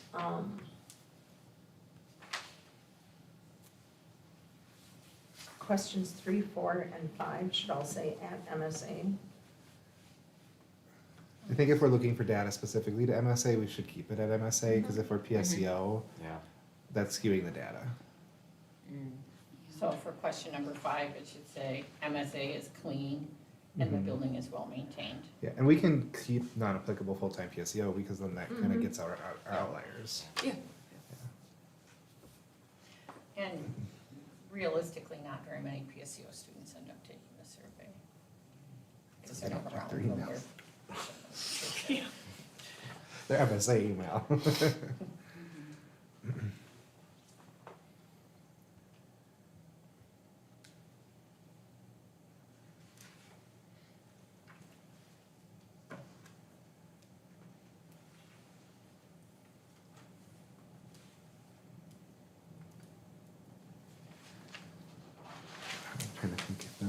the staff one.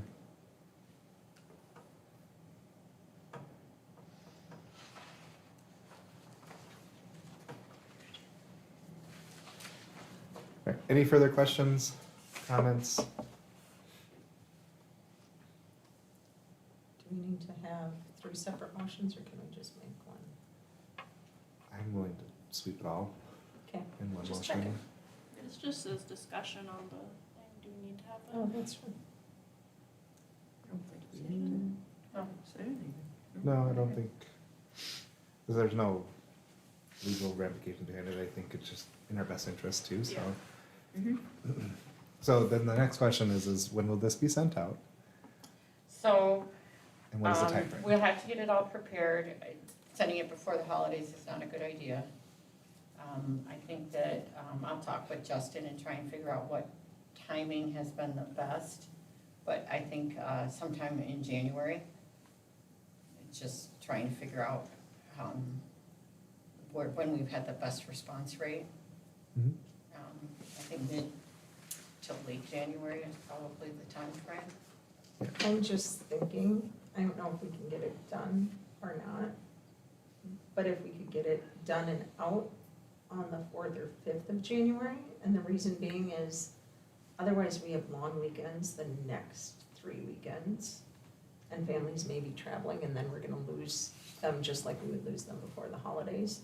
So I kinda think that, I don't know, everybody else starts with their calendars and their New Year's resolutions, and we're good at getting on top of paperwork and everything else. Take And it advantage beats of that. tax season for those of us that try and, get all of our tax stuff done in February and March. So I guess my question is are we looking to have this back at the January meeting? I don't, it's not coming back. So I don't think Okay. we'd have it It won't be. tabulated by the Okay. January meeting. I think it could be trying hours. to get it, I think out around the January meeting, thinking that we would have it back. What date is the February? So we have a workshop February 6th. I don't know if you want to talk about it in the workshop or just save it till the 20th when we can have the data really broken down. I think it would be February. important to have it by the workshop, so that way Okay. we have time to process it before the meeting. No, that makes sense, so I'll talk to, Justin about when we've had the best outcomes for surveys in terms of response rate. And we'll make sure that we market it pretty good, or market it well, so maybe done by January 31st. Mhm.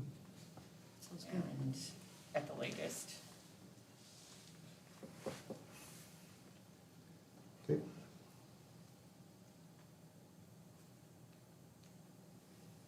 Any further discussion on that? Right. YMCA contract, This is a $0 contract, we've done this in most previous years, we did not do it last summer. They use our building for, Y-Care in the summer. They've always been very respectful and useful, it's a nice partnership we have. So,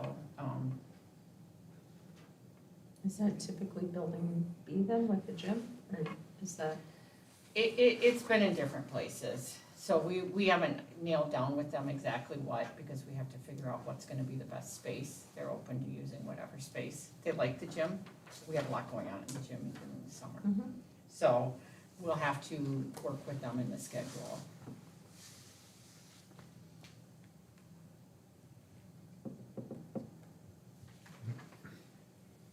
I don't remember, how does it work? So they have their date till August 30th, and we'll be back at back to school events before then. Right, so they will be, when we start our back to school things, they will be off-site. So the kids will get dropped off in the morning and then they go on field trips and they're not here. Okay.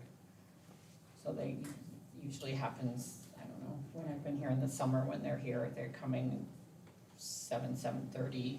Typically, they're out of here by 9 if they're going on a trip. And will we be offering any student enrichment programs ourselves this summer? I know that- Probably not, Okay. probably Probably not. I We don't just have wasn't any sure if money for that right now. there would be Dragon School or not, like there has been in the past. That was very expensive.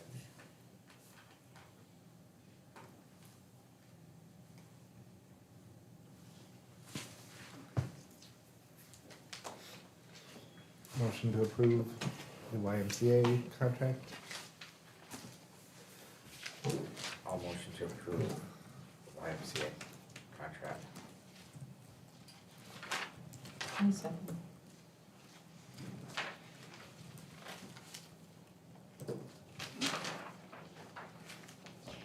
Further discussion?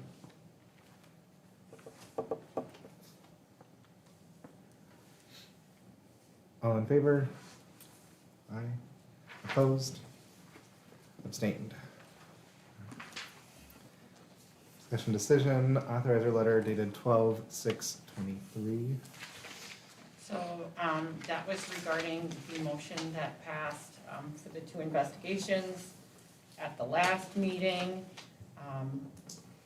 Our authorizer had sent us a letter, in response. The, law firm that was handling that has just declined to continue to do that investigation.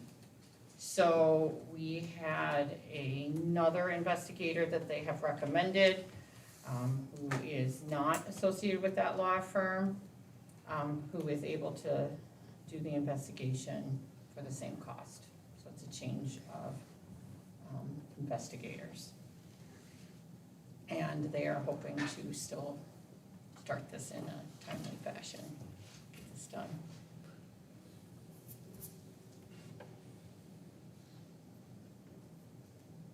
Was the other investigator also like approved by Sam, or did they So not? say Sam anything? then also told us that that is not something that's in their purview Okay. to approve. And so they sent their concern, but after the concern was received, the other law firm did not want to continue. So we have to change the investigator, and this person has agreed and does do investigations professionally as most of their practice. So they would take over the investigation. So they had the investigation previously started with the other law firm? And will they just take that firm's notes, or will they start from scratch and start at I am zero? trying to not be involved in that investigation, so they will forward what they have. But the new investigator will have to redo the interviews. I'm just curious. So we So- need a motion to approve the new law firm. Yes. Is there a motion to approve? I don't have the name in front of me. Yeah, what is Do we have that? yeah, who is The new name firm? of the new investigator is Isaac Kaufman, Kauffman. Okay.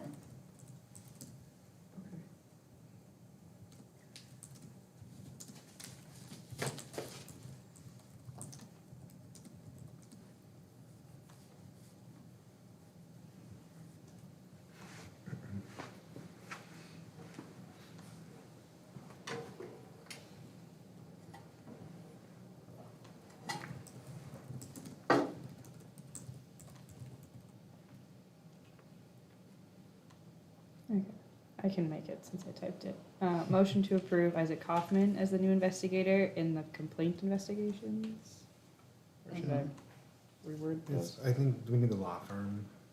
He's a solo Solo practitioner.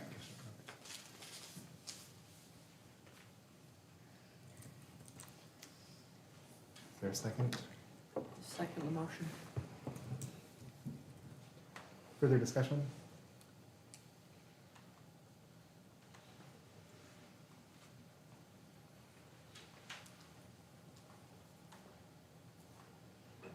All in favor? Aye. Opposed? Hold on, I'm an I. Yeah, okay. Opposed? Abstained?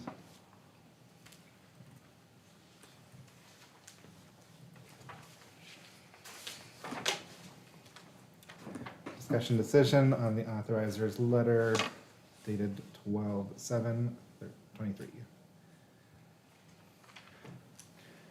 So on that letter, I also spoke to Ms. Nguyen in regard to what specifically she was looking for in an improvement plan. And we discussed a number of factors, but what it boiled down to was she thinks that to improve our governance, that having hiring someone who would come in and either observe in person or watch board meetings and then give feedback in terms of how we can improve how we conduct meetings and police ourselves. And she's very confident that we can do better. And she just thinks that some feedback and coaching would be beneficial for the board, in addition to what we've already started working on. So she didn't identify anyone that she thought would be specifically who she wanted to have do that. However, Mr. Slutton and I have spoken, and we spoke to Christine from Teamworks, who is already doing our other training, and thought that it would work nicely if we had the same group doing all the training so that we don't get cross purposes.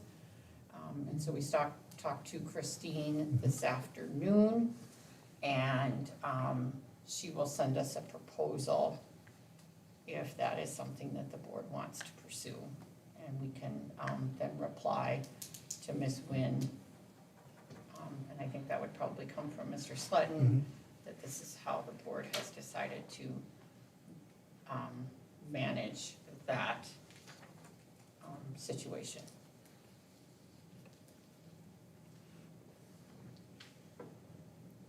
So my question is, she knew we were doing Teamworks to try to improve what we were doing, but she said we weren't doing enough to improve what we were doing? Because we had the 2 coaching sections? We've had 2, I think we have 3 more coming. Right? What she, because that's more about what the role of the board is. And I think what she wants to do is to have the board become better at running efficient meetings, which help us The flow. manage each other, or not, have the board Manage manage each yourself other. and manage each other. Yeah. It's- And to really double down on some of the, I'm losing the word right now, the documents that you're having them do. Yeah. Help me with that word, the self-evaluation, I'm Yeah. sorry, self-evaluation. And to improve that. We don't have a dollar amount at this point. She said that this was so important, we should not be worried about money. So that's the message I got from her when I called her yesterday to say, what do you specifically want?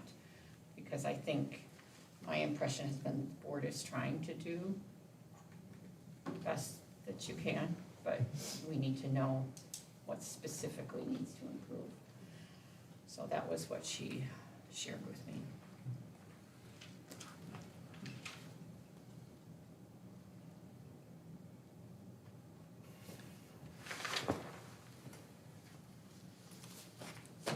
So, well, it's Teamworks? Well, that's what we're thinking That's what we're of. talking We about. have to, we don't have a contract or a proposal to approve. But they offer a service that would do this, what Liz is asking of. So her concern was that we questioned the validity of the charter exhibits, we questioned the validity of the contract, and we questioned, or leadership questioned, the ability of a contract to contain requirements over and above statutory requirements. So she feels it's erroneous of us to question the validity of these things, and so now we need additional training. I think that what she was hoping would be, is that, that the board would get better at helping getting, what did she say, the train back on the track. But we're fiduciaries, right, for this school. She's also referencing a couple of other letters of notice or concerns that she sent, so this letter specifically stems from that instance, but there are other incidences that are referenced. And I think there was something that happened in August. There's an August incident June and a 15th June and August 14th. incident. Keep in mind, though, governance has always been questioned since the investigation a couple of years ago, too. So that's Right. always been a topic of discussion at this level. Things that we've done, we've complied with the investigation results, made the changes and such. We've done Paula Forbes DEI training. From that training, Paula Forbes said, yes, DEI was important and needed to be done. However, there is still concerns of governance. We revised our SPED department, or reviewed our SPED department. We're aligning our charter policies with MSBA's. And we've hired Teamworks Governance versus Management PD. And it sounds like from Liz's perspective, we need more of how do we govern ourselves and each other in the moment. So we're making these steps. There's big steps that we've done. This just seems to be like one of the things that needs to be refined a little bit more. But with change always comes pushback. So we have to keep that in mind.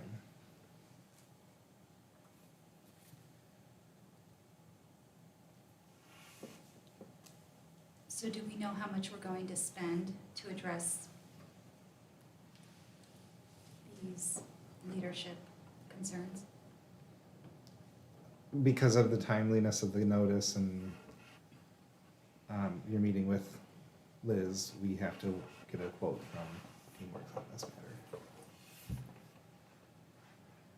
So there would be a proposal, and we asked Christine to break down a variety of different services that are in that realm that we could choose from, or we could approve them all. But we just don't have a proposal with a dollar amount yet. She was hopeful that we would get it sometime next week, which when we get it, we can certainly share it out so that you can look at it and think about it prior to. Is that something we wanna call a special meeting for? No, I don't think we need to call a special meeting because we can send the reply with the intent to pursue this. I don't believe she would have expected that we would be able to turn it around in what was essentially 2 business days. Okay. That's a lot to turn it around that quickly. I think that if we responded with what the intent is, and it's pretty clearly to what her feedback was, and that we would have a final plan in January, I think that's about as quick as we can move.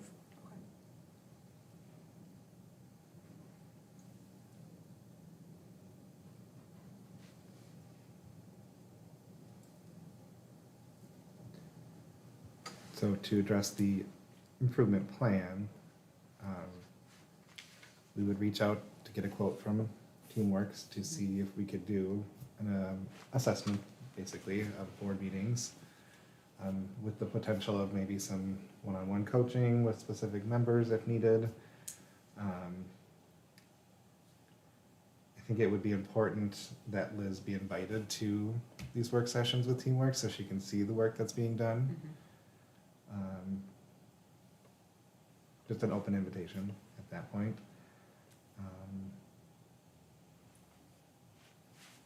And then we go through the evaluation process as proposed in my board director's update and make a plan.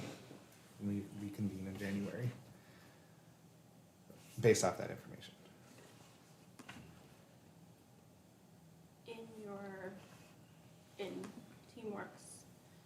potential options list, could it include at least one option where they look at past board meetings? Yeah, they can look at past board meetings as well. Yeah. That was one thing when we talked with Christine, she was willing to go back and look at past board meetings and then also look to the future. So in that proposal, there could be some of that and then just deciding. I'm a little bit concerned personally with spending too much time on the past, which we can't undo. No, yeah. I mean, but, you know, I mean, just having a look at, Yeah. sometimes knowing the point in which using her analogy, the train went off the track, sometimes to understand when that happened, and then what could have been done differently to help. Because the idea is not that board members will question things and will do that, but if it starts to go too far off the track, to be able to teach the rest of the board to redirect and get us back on track. One of the services we did talk about, and she'll put this in the proposal too, is, and this will speak to you, Mary, as a historian. Teamworks does have a program where they do an analysis of the history of the school and the school board. And they kind of look at time periods within the history of the school that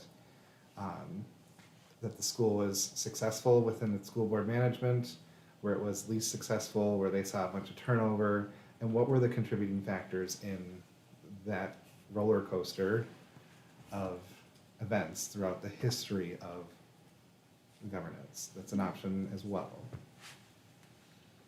But that would be board, community, staff involvement. That would be whole school.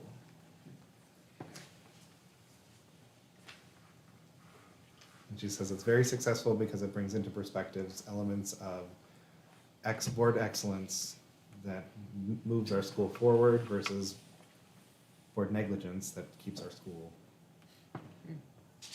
at bay. So it's looking at that historical data of things. And I might want to say not necessarily negligence. Oh, yes. Negligence might be too strong of a word, but Yeah. maybe opportunities, places where opportunities were lost. What also really works is 9 reasonable fiduciaries coming together to make advancing educational decisions for stakeholders.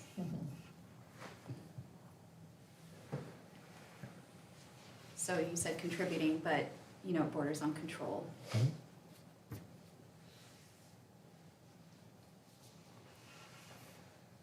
So how would you like me to respond to Liz?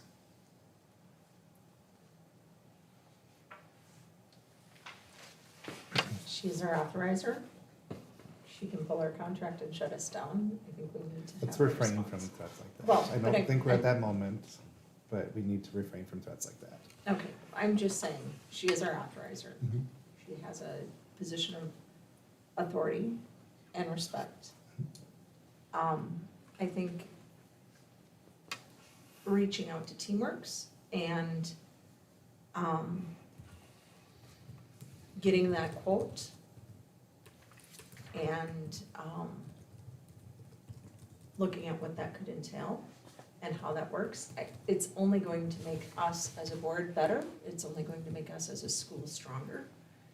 I think that's bottom line, what we all want and what we're all here for. And I think when we go back to the October workshop, that was something that came through very strong from each of us, and we all came from very different backgrounds. So I think it's worth exploring. There has been, it seems, a bit of turmoil. There seems to have been a bit of turmoil over the last several years, right?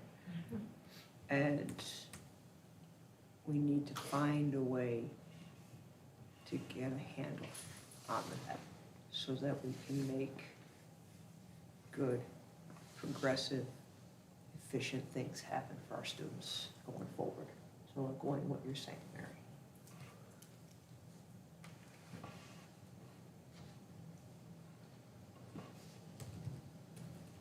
Christine did say that this is a super common situation for boards. This is not something that is unique to MSA. This is common. Doesn't mean that we want it to go on, but it is not unusual. I spoke to it earlier, self-evaluation to be completed by January 6th workshop to entail not only independent reflection, but group reflection.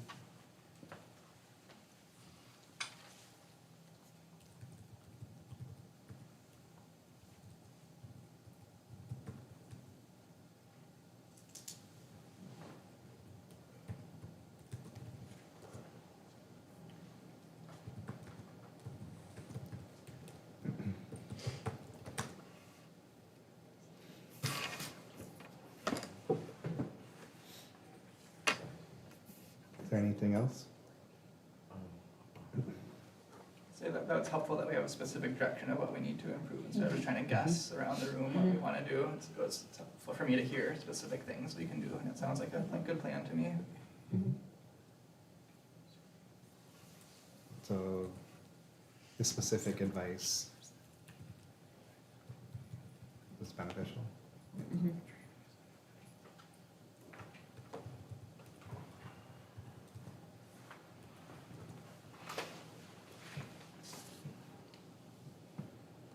I think too, between now and then, and in our self-evaluations too, I think we need to step back and think, okay, now we have that specific information from our authorizer. Reflect on personal, like what did I do, what do I need to do, or what needs to be done moving forward, and put that into your evaluation.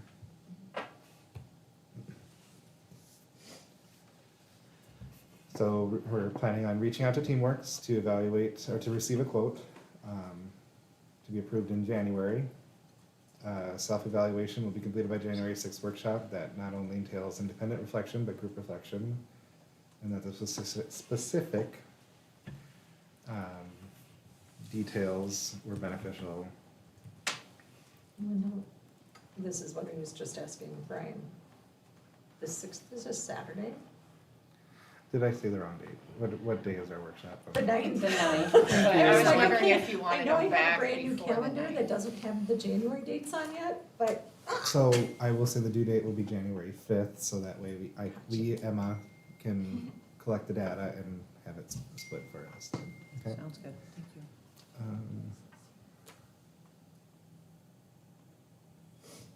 Is there anything else in this letter that we feel we need to respond to at this time?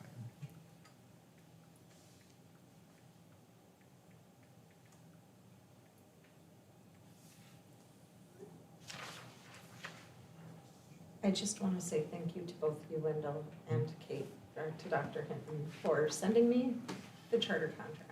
I'm wondering if we can make sure that that is put in, there were 2 different contracts that you Yes. each sent, which was confusing. Yeah. That's, yeah, it's been a topic of discussion for us, but So Yeah. I'm wondering if we can make sure that that contract is located in a central spot, that all of us know exactly where to find it. technically I feel like it should be with our board minutes. That makes sense. Yep. I mean, to Yep, me, and I I'm like, am- okay, can it be put somewhere? Because Yep. obviously it came from 2 different sources when I got it. Yeah. In Can And I I'm- make a suggestion that maybe within the board folder, we put Important the documents. contract, the full contract, the current contract. We can also store letters that have come from Liz and then our Mhm. responses, because sometimes you decide on a response, but then it has to get authored and sent, and it might just be nice for reference if we could put all of those in there so that everyone, and we haven't started, so we'll do our best to find them. I think there's been several of them this month. Try to get them in there just so that later for reference, because even for today, I was trying to figure out how we are going to refer to which letter. Yeah. So I Agree with that. think if we add that piece in there, is that we've now located our contract and placed it in a central location Yep. where all board members have access. That way we all have that bonus as well. Yep.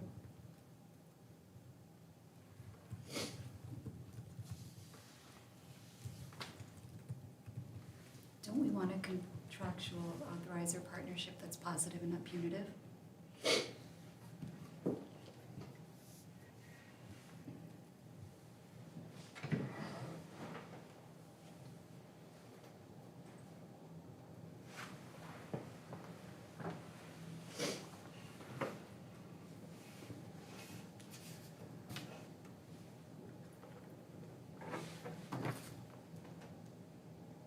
I hear what you're saying. I'm processing it. That's fine.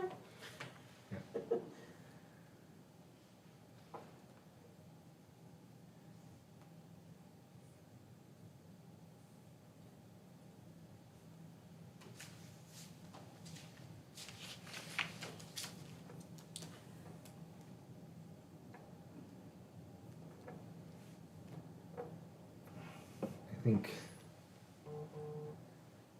personally,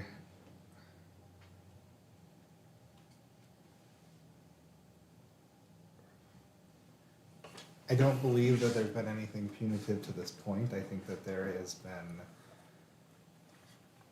we need to consider our actions.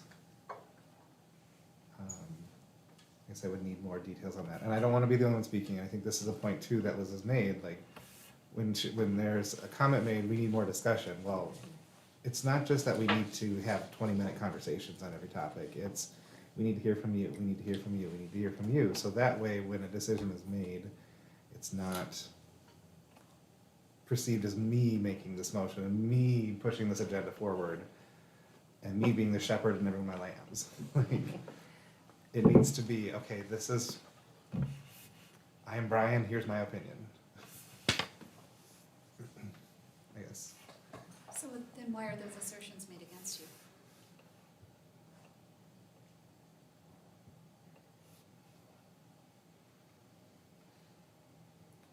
You also said punitive, and I don't think there's been punitive measures That's put in punitive. place.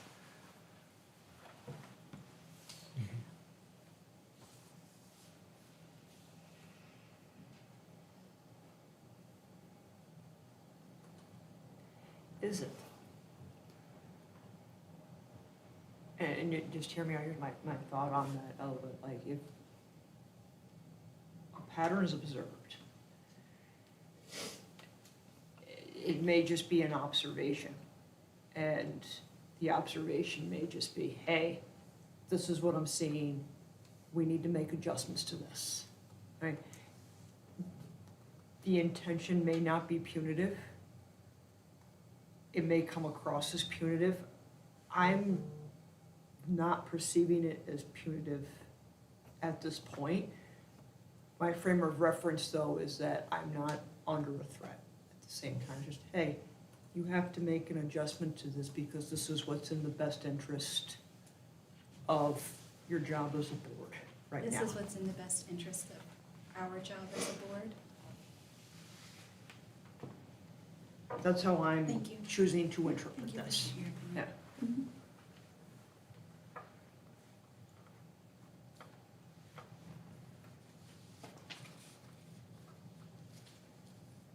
Is it okay for me to ask your opinion, Dr. Hinton? As the Well, I school mean, I administrator? don't have a vote on this. I will say, in the last year, there've been a number of board meetings that were exceptionally uncomfortable. That things were, there was a lot of rancor between, and it's not one person. It's not one person. And we're working on the trust. I think that there are people that don't trust everyone here, feel like there's people working outside the board, again, at cross purposes. I get that from people, you know, that things are not going to the board, they're going to the authorizer instead of bringing it back to the board, or going to the community with your opinion when there's already been a vote by the board, and we are to be together as a communal unit. I think that that kind of coaching would help us act as a single body, not as a bunch of individuals with your own agendas, that once the board decides, And even if you voted against it, your fiduciary duty is to support the board, and not support the board until you can go home and call all your friends. And I'm not saying anybody's doing that, but it should be coming through the board. And you have to come to the table with the best interests of the school. And there has to be collaboration on all kinds of things. I mean, I think collaboration on the agenda has improved. I think collaboration on a lot of things has improved. But I think that there's some pieces there that caused people to feel like their voice wasn't heard or valued. And then once that starts to happen, less than desirable behavior can break out. That's just my observation. And I think that goes back to the comment of more discussion, rather than time, length of time, more voices, feeling comfortable and heard.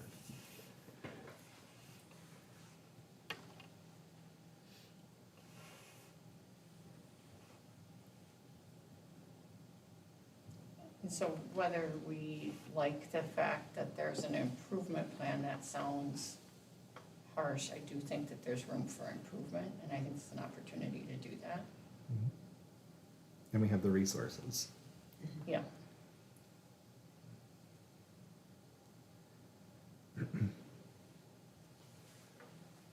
So we'll reach out to Teamworks to receive a quote to be approved in January, self-evaluations to be completed by January 9th, workshop, that entails independent reflection and group reflection, contract in a specific location for ease of access, and the specific details were beneficial.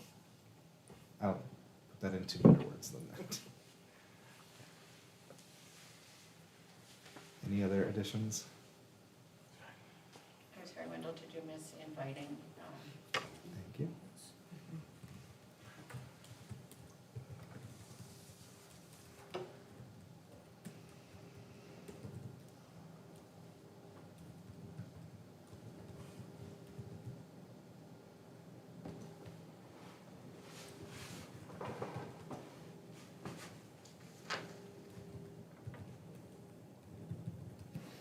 Okay, all right.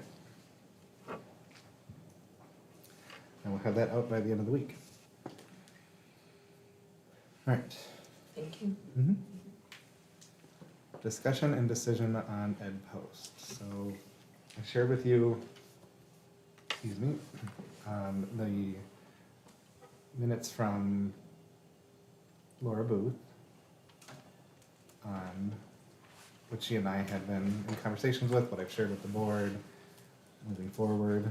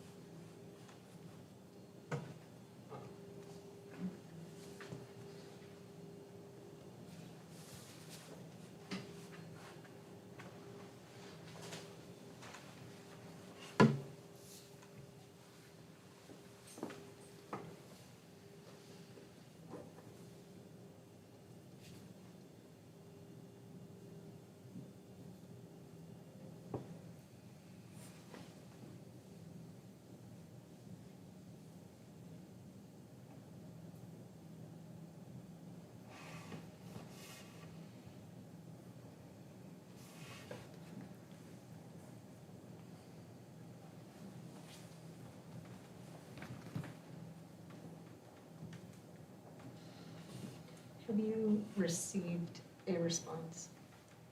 From Liz? Mm-hmm. No.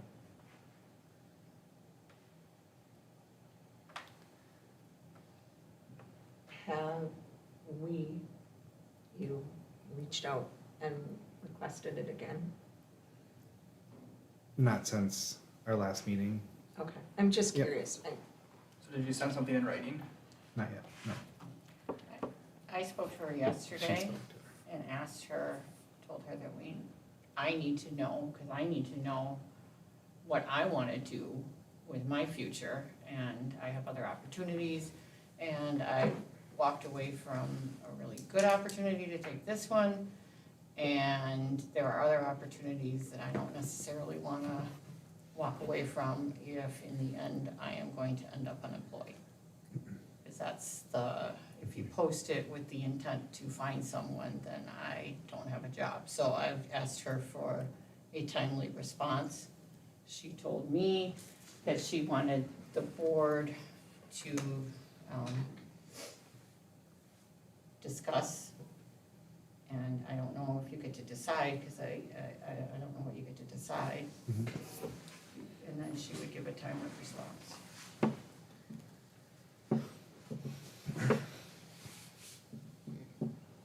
So I'd like to start the discussion just based on about why it is we promoted Dr. Hinton to this position. And we promoted her into this position because we were in a deficit that we knew for equity purposes wouldn't hinder our student body if we self-promoted within our administrative team. When approached, the administrative team said that they were able to equitably do this in a sense that supported the school as a whole, being short-staffed by cutting the assistant principal's position.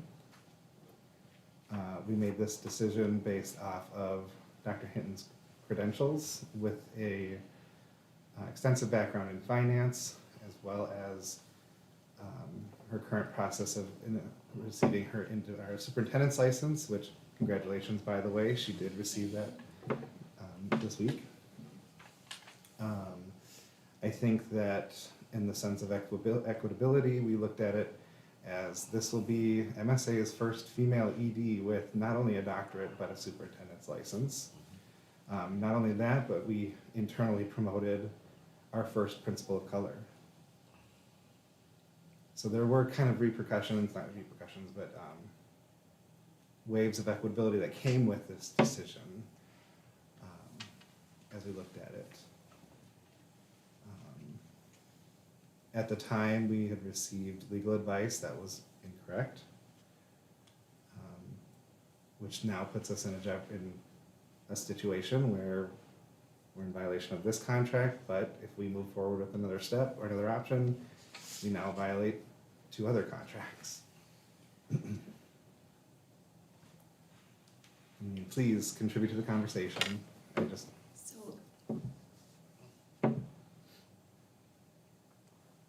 we promoted internally because there was no legal requirement to post the job.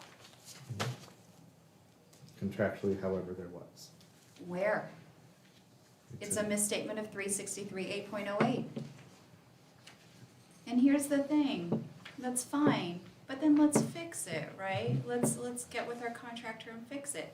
Just put a period at the end of the 363A phrase and say, in So Heather, addition, do you think we could the request, school. with our upcoming renewal, do you propose that we request this change? Yes, let's make it just, Right. like I said, just put in addition, comma, the school will also post every job that comes up. You know, like if we're gonna have a contract, and if we agree to it, that we're not gonna do what's legally required, it's not just 124E and all applicable laws, but we are going to agree to a contract that superimposes, right? Then let's at least make sure the sentence reads right. But then we also need to understand the ramifications of that, agreeing to that, right? If we are going to agree to more than just 124E, to more than what we're statutorily bound to agree to, 124E and all applicable laws, then we don't promote internally anymore, right? And what precedence does that stand? Is it? Every is a job will very be question. posted, that will be an administrative HR burden. You Or can maybe that's- still yeah. promote internally, you would just have to, and I don't know that it says that you have to post externally, it just says you have to post. Sure, this but then we job. get into what's good enough, right? So that we should really just make sure that our contract really has a good meeting of the minds between us and our authorizer. Like, so we can meet those expectations and not be in breach, right? Like, let's just have a real clear statement of what it is we're agreeing to. So this doesn't happen again, but again, I don't see where the exhibits stay. I understand that if we have to post the position, we must comply with 363A. So when I read Exhibit K, that's what it says to me, is, I think that's the intent. But I mean, we would need to get together and have that conversation and clear up that clause. Mhm. Yes, if we have to post this job, if we are legally required to post this job, yes, we have to comply with the Human Rights Act. It doesn't even have to be in Exhibit K. Mhm. We have to do it, and we want to do that. But so I still struggle.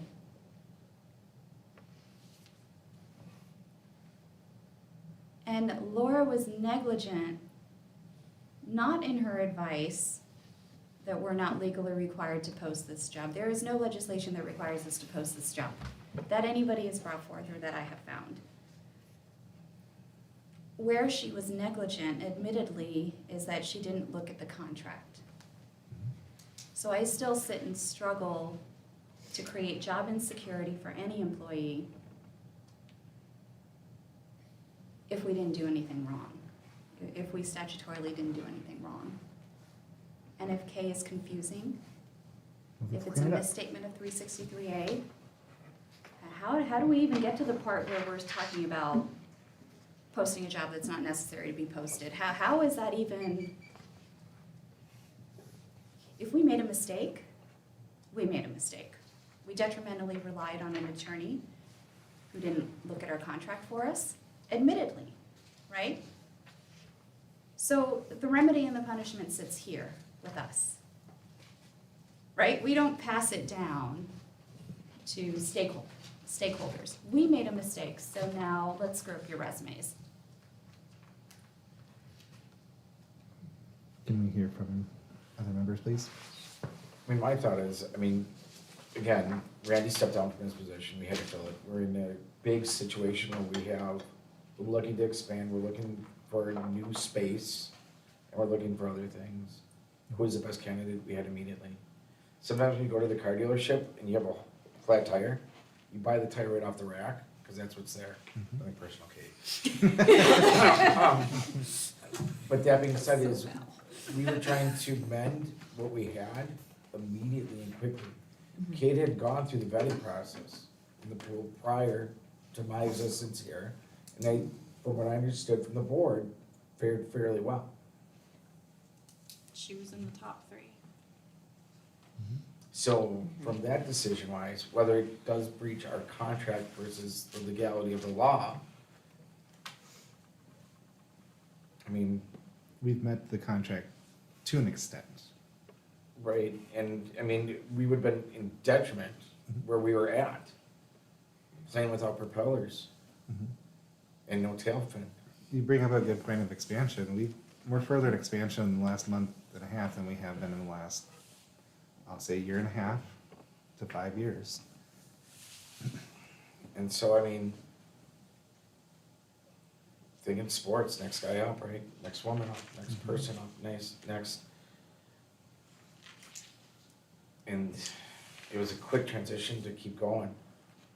I mean, we got some good steam, and to your point, Wendell, is we've made some huge gains. Now, if we have to take a month off to interview, another probably half a month to catch up to speed, we're back at this building next year. Mhm. And our goal was to talk expansion. I have 2 thoughts going on in my head. One, I agree that the wording in the contract is worded in such a way that there are 2, well, is worded in such a way that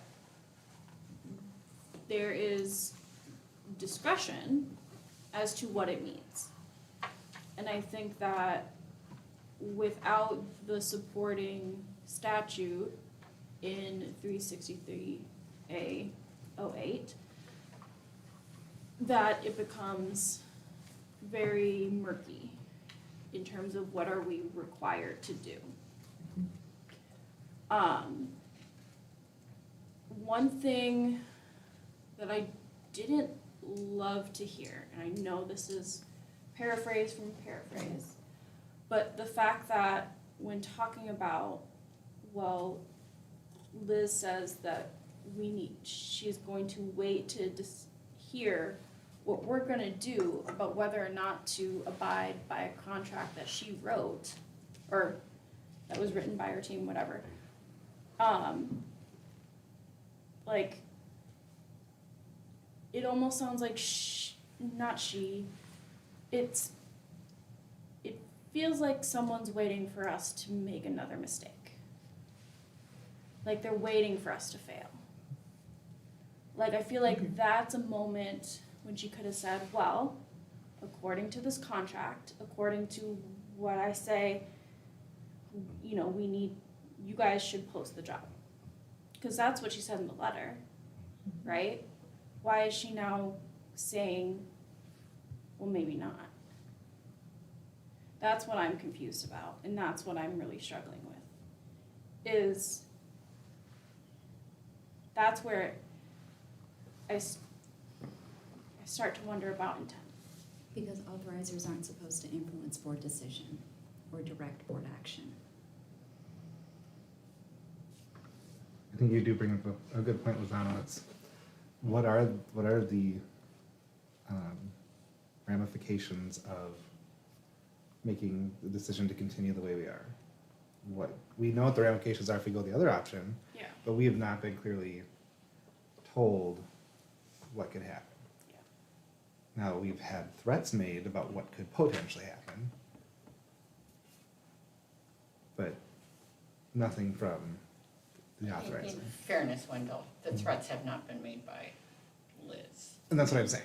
Right, Not yeah, by so the- I just wanna make sure Yes. she's not Yeah. threatening you Yeah. or us or Mhm. anyone. Isaac, do you have something you want to share?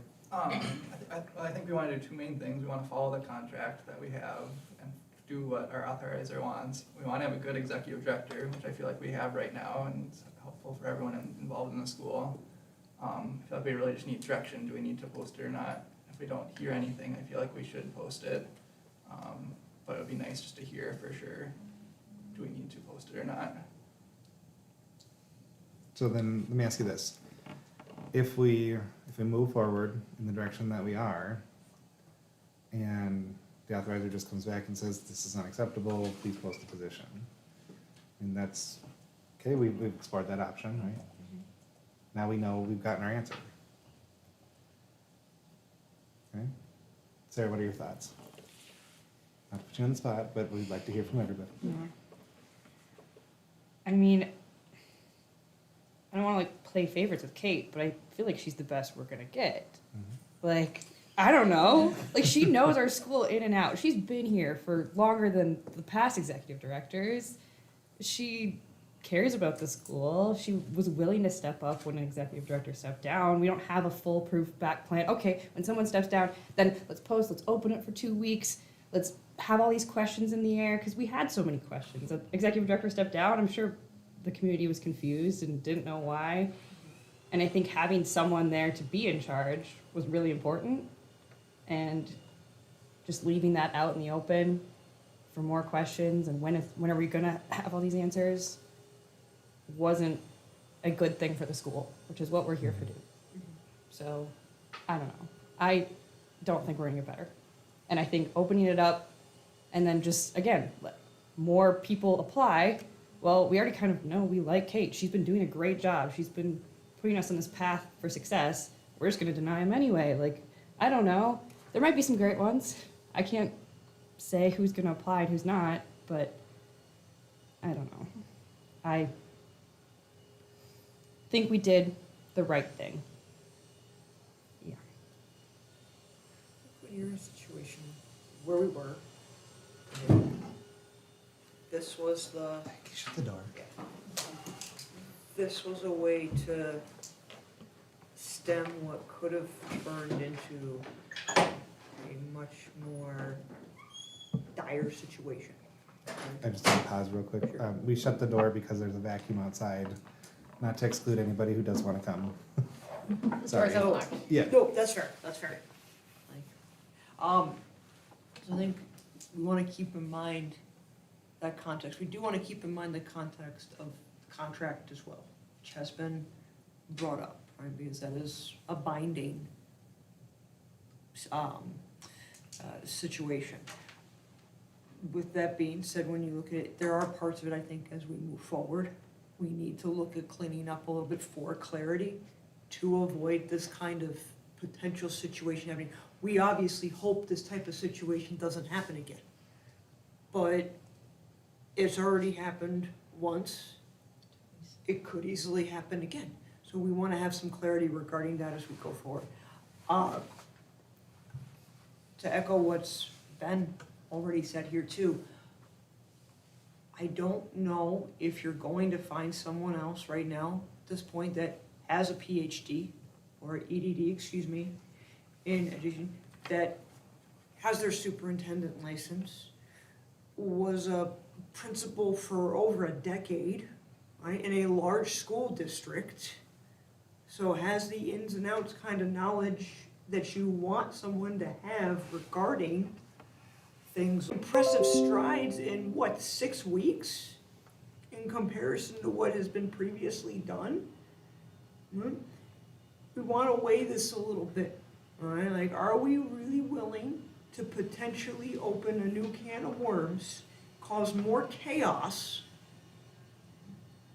in light of, well, murky language in a contract, okay?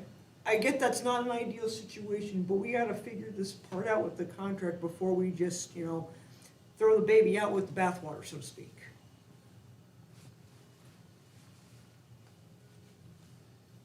I'll just get on the record that I think the language is a real easy fix. I think it just needs to, probably what was intended is that it say the school will comply with Minnesota Human Rights Act, or we as individuals will comply with the Human Rights Act, period. In addition, the school will, I don't know, but then, again, repeating, sorry, I'll stop, but, then we're posting all jobs. Mm-hmm. So Mary? all jobs are posted. I sit here and I have the contract in front of us and the assurances, and,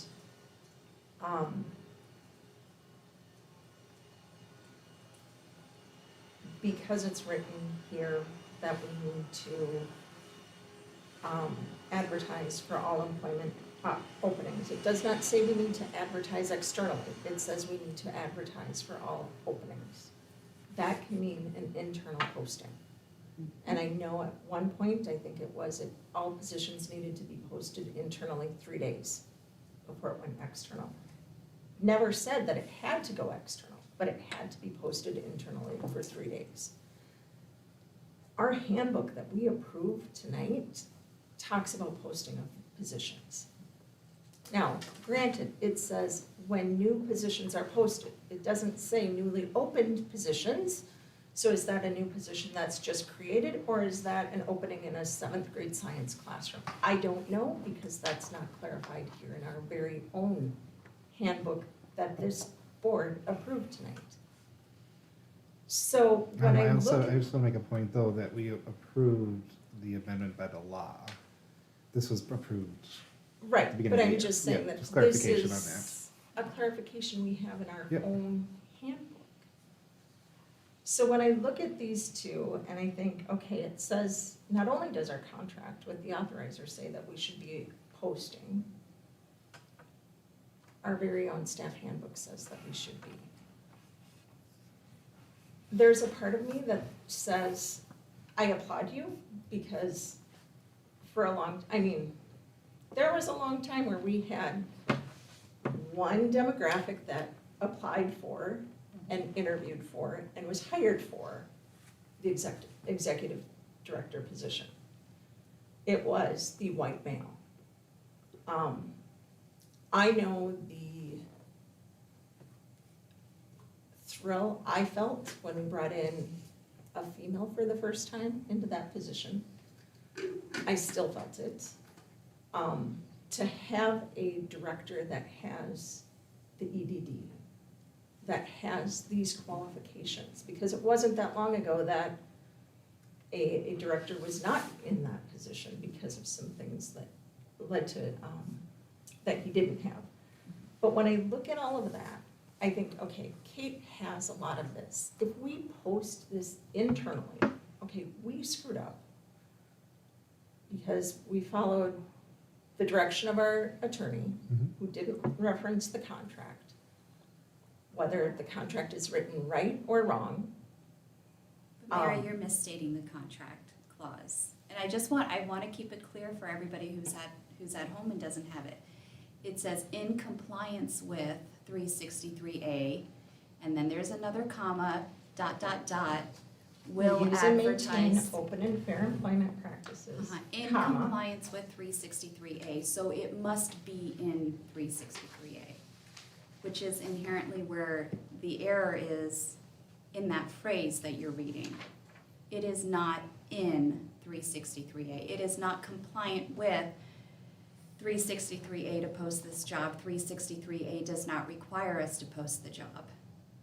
Do you see what I'm saying? I appreciate where Mary's coming with. I think that that is our loophole. We post it internally. I think, I think that's what we need to do. I think that's,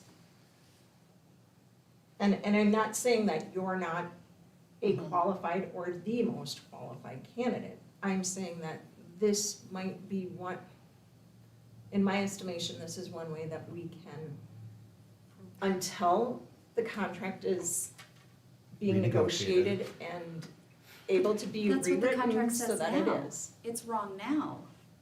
So why are we posting it? To post a job, we have to terminate or demote. We have to open the job. We can't post a job that's not available. That creates employment insecurity. You can't post a job. We don't want to be the place that posts a job that's filled and expect that person to come to work every day. So, to make that decision, which there is no legal requirement to, nor can our authorizer come command us to make that decision, right? That it's our board decision.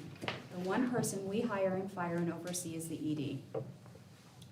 We have to decide if we're demoting, terminating, how we're opening up the position to post it. Which is what I'm going saying. to ask right now, Yeah, Patel, uh-huh. because you and I gave you the respect to finish your comments, Sorry. and you I just don't mean spoke to over the interrupt. top of me. Okay, I sorry. am done commenting apologize. because obviously my voice does not matter, All right, and so I'm done. let's take a, No, it Let's does take a quick matter. break And and I catch our breath. apologize. That's not, I'm sorry, but I might have to call both of you out of order right now. Let's just take a moment to catch our breath. This is a very, very tough conversation.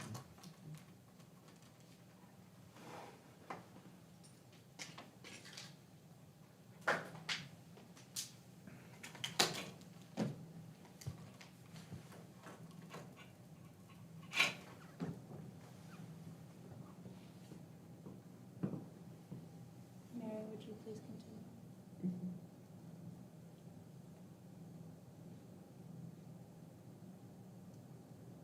Our authorizer has reached out to us. The attorney, Laura Booth, has stated various ways. I don't know, Kate, if you would be acceptable, and I appreciate the fact that you've been so transparent with us and let us know that you have had other opportunities. That being said, I would like to admit our mistake, and I would like to see us post it internally. And ask you to please consider applying. That's my feeling.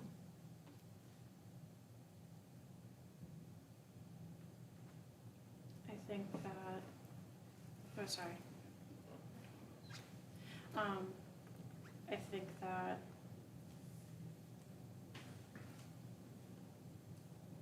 if we post internally, I think that is the best way that we post. Because if we post externally, the only way that I think our community would be satisfied would be if we hired someone else, right? In that, we're not doing my thought of what others would think. And this, take it for what it's worth, is that people would not think that we're doing our job, that we are just putting in who we want and not who the best qualified person is. And so I feel like a contingency would not be satisfied unless we hired someone other than Dr. Hinton. Maybe that's looking too far. But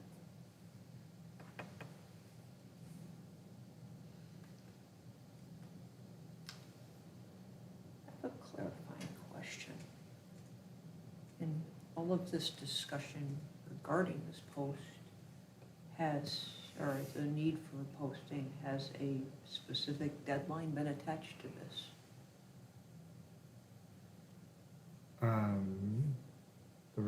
We have to respond by the 20th of our intents.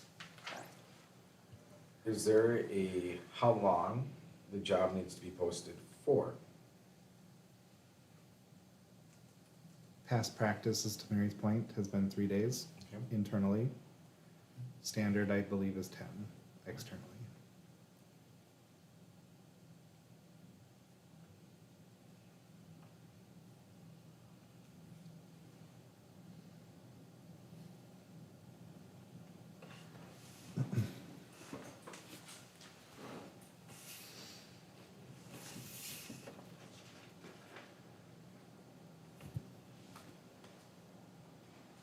I guess my question is what are hiring practices? To Heddle's point,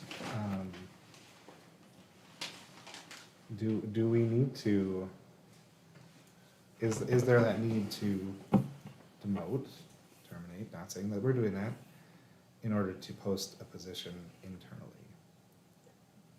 Don't we have a contract with, is it Crow Anderson that does our HR? Yeah, I don't think they're gonna touch this with a 10-foot pole. Well, They're I mean, not we gonna, can- we I can mean, say you're I not don't getting think near they this. will, but unless we ask, we don't know. Yeah, I can pretty much tell you they won't touch something this complicated. I do have a question though for Wendell. At the time in which this position seemed like it was open on the day, the earlier in the day that I was appointed, did you speak to all the people with the appropriate licenses and ask if they were interested in pursuing this position internally? The appropriate positions, or the appropriate licensing? That's what I mean, the people who are licensed and So we're referring to superintendent's Somebody- license or? anybody who has an Minnesota administrative license Mhm. in the school. Did you speak to all of them personally? That I'm aware of, yes. Does that count as a posting?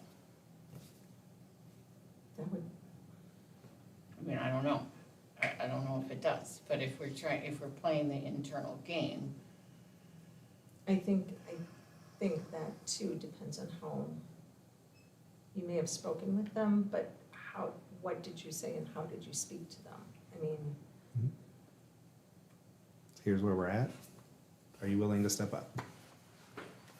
step up to the executive director position or step up to? Executive position.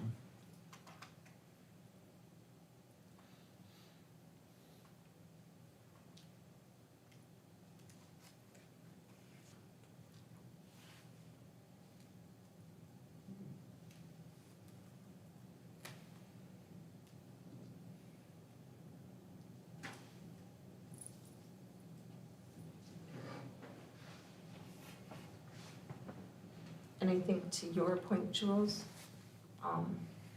regarding, you hope this never happens again. You're right, we did 3 years ago, hope it never happened again. It did. And while I don't know that it is an MSBA policy,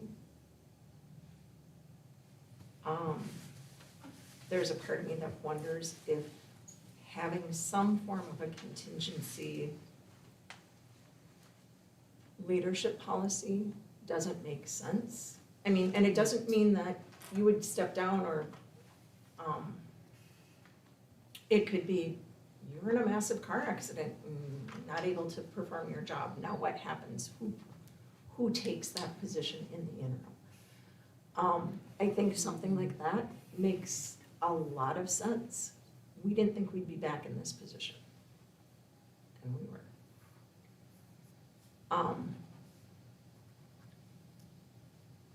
I think that is something that has some credibility to take a look at.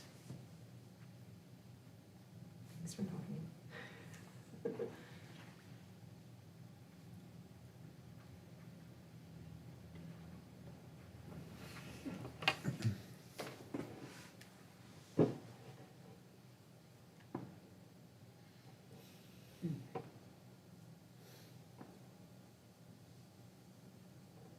It's a good moving forward. It's just what are we gonna do Currently, currently? Good moving forward though. Mhm.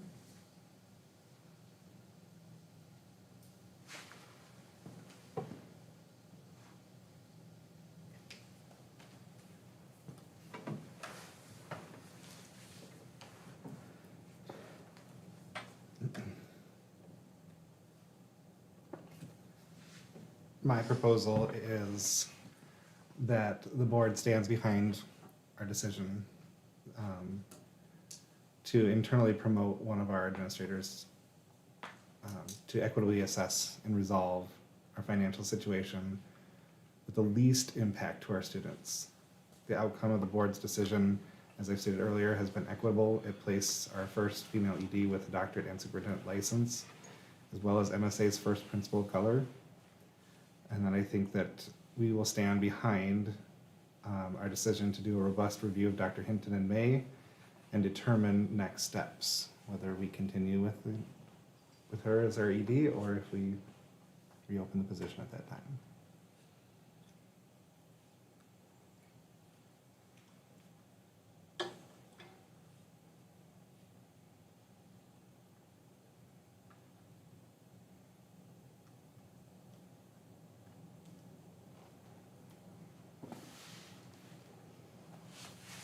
Any thoughts on that?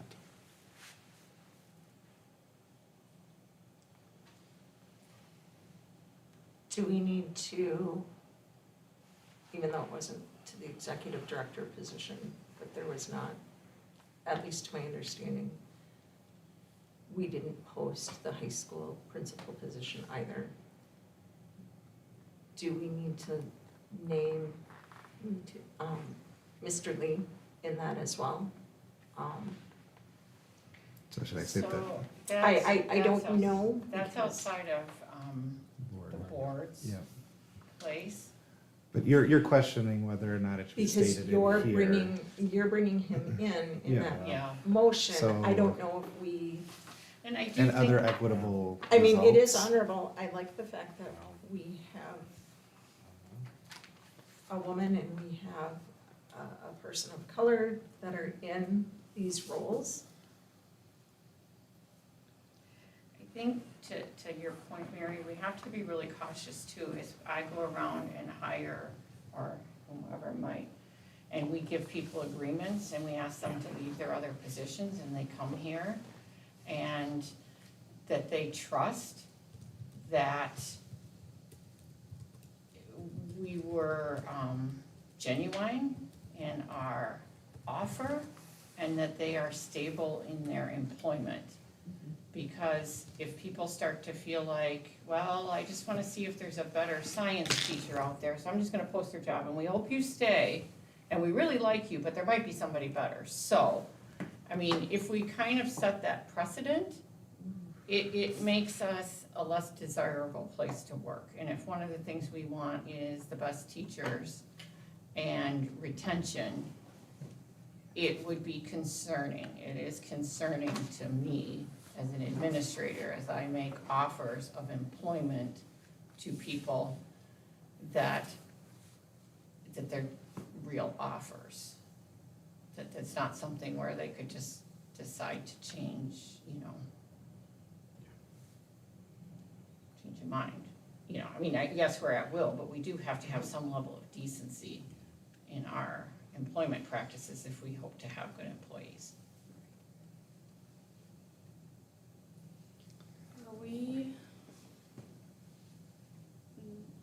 Are we at risk of having our school shut down tomorrow if we vote not to potentially, because the wording is vague, potentially break the contract? To this point, a formal warning would have to be issued with that, which would then come with, okay, these are your next steps.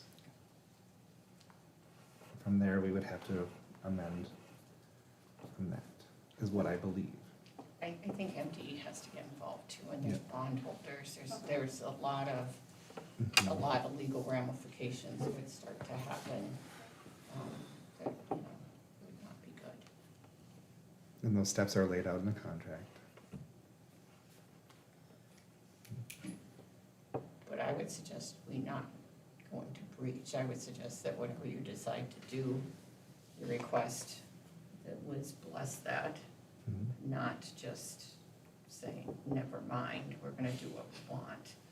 That is probably not a winning strategy, in And my that's not the opinion. intent here. So can we say something like, this is our plan now, if this plan is not okay, we will post? Well, maybe more like given the vagueness, well, not the vagueness, but like, this is our plan in the future, we hope to resolve this vagueness in the contract and have some clarity.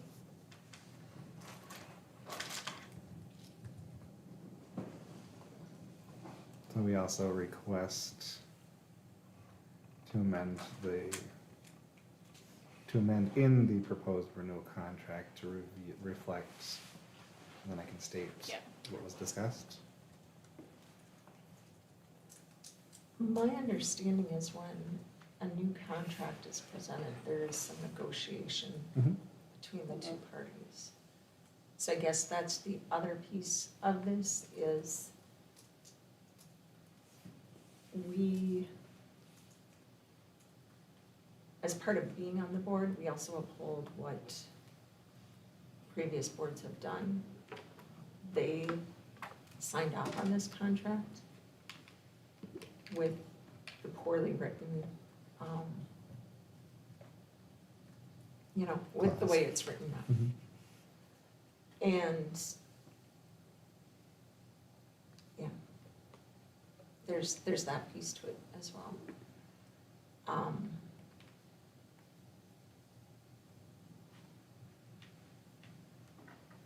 And the ability to act on it is unclear.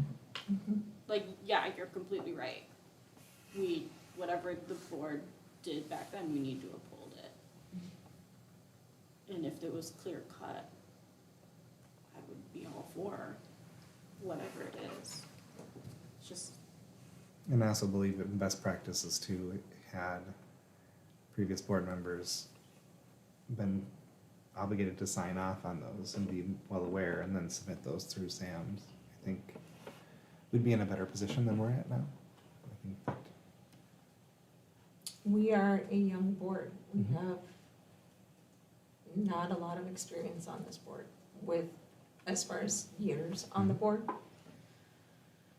and this is an event that doesn't come up very often. Exactly. So I'd hope that there would be some grace. We have a very experienced authorizer who's been in education for many, many years, so she would be a good guide. helping us preemptively be in compliance and express her intent and her, Was there a conversation ever, that day with our authorizer about and did she say anything? She asked for kind of a play-by-play of how things went, and I said, this is how we went about this, these are the reasonings, this is the direction we were given from Laura Booth, that's how we came to our conclusion, and that there was no question about the contract at that time. Okay. That was a big Became- statement. Yeah. Yeah.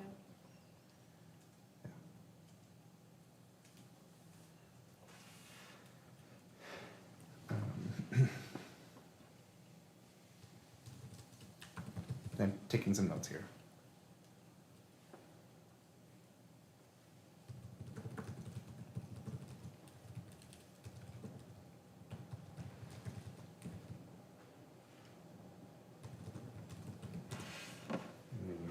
With Grace, we ask that you see fault in our process, that we made the best decision for MSA at this time.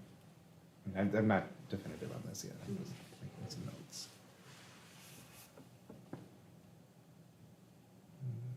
Is there anything else, or, I'm not saying this is what we're moving on, but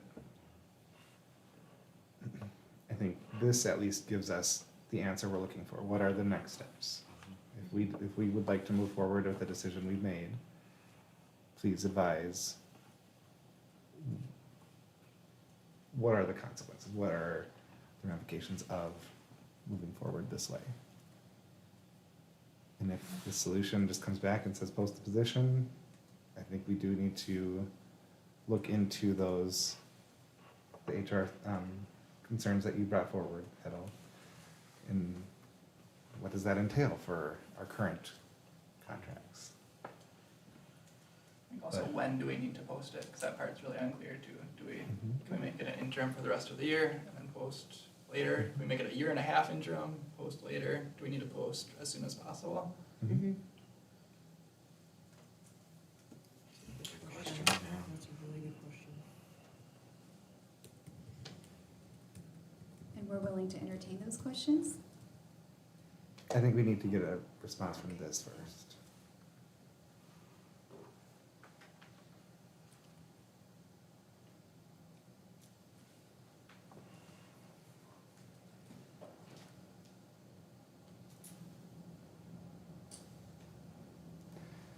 Lozano, is it too much to ask for your assistance on constructing this letter?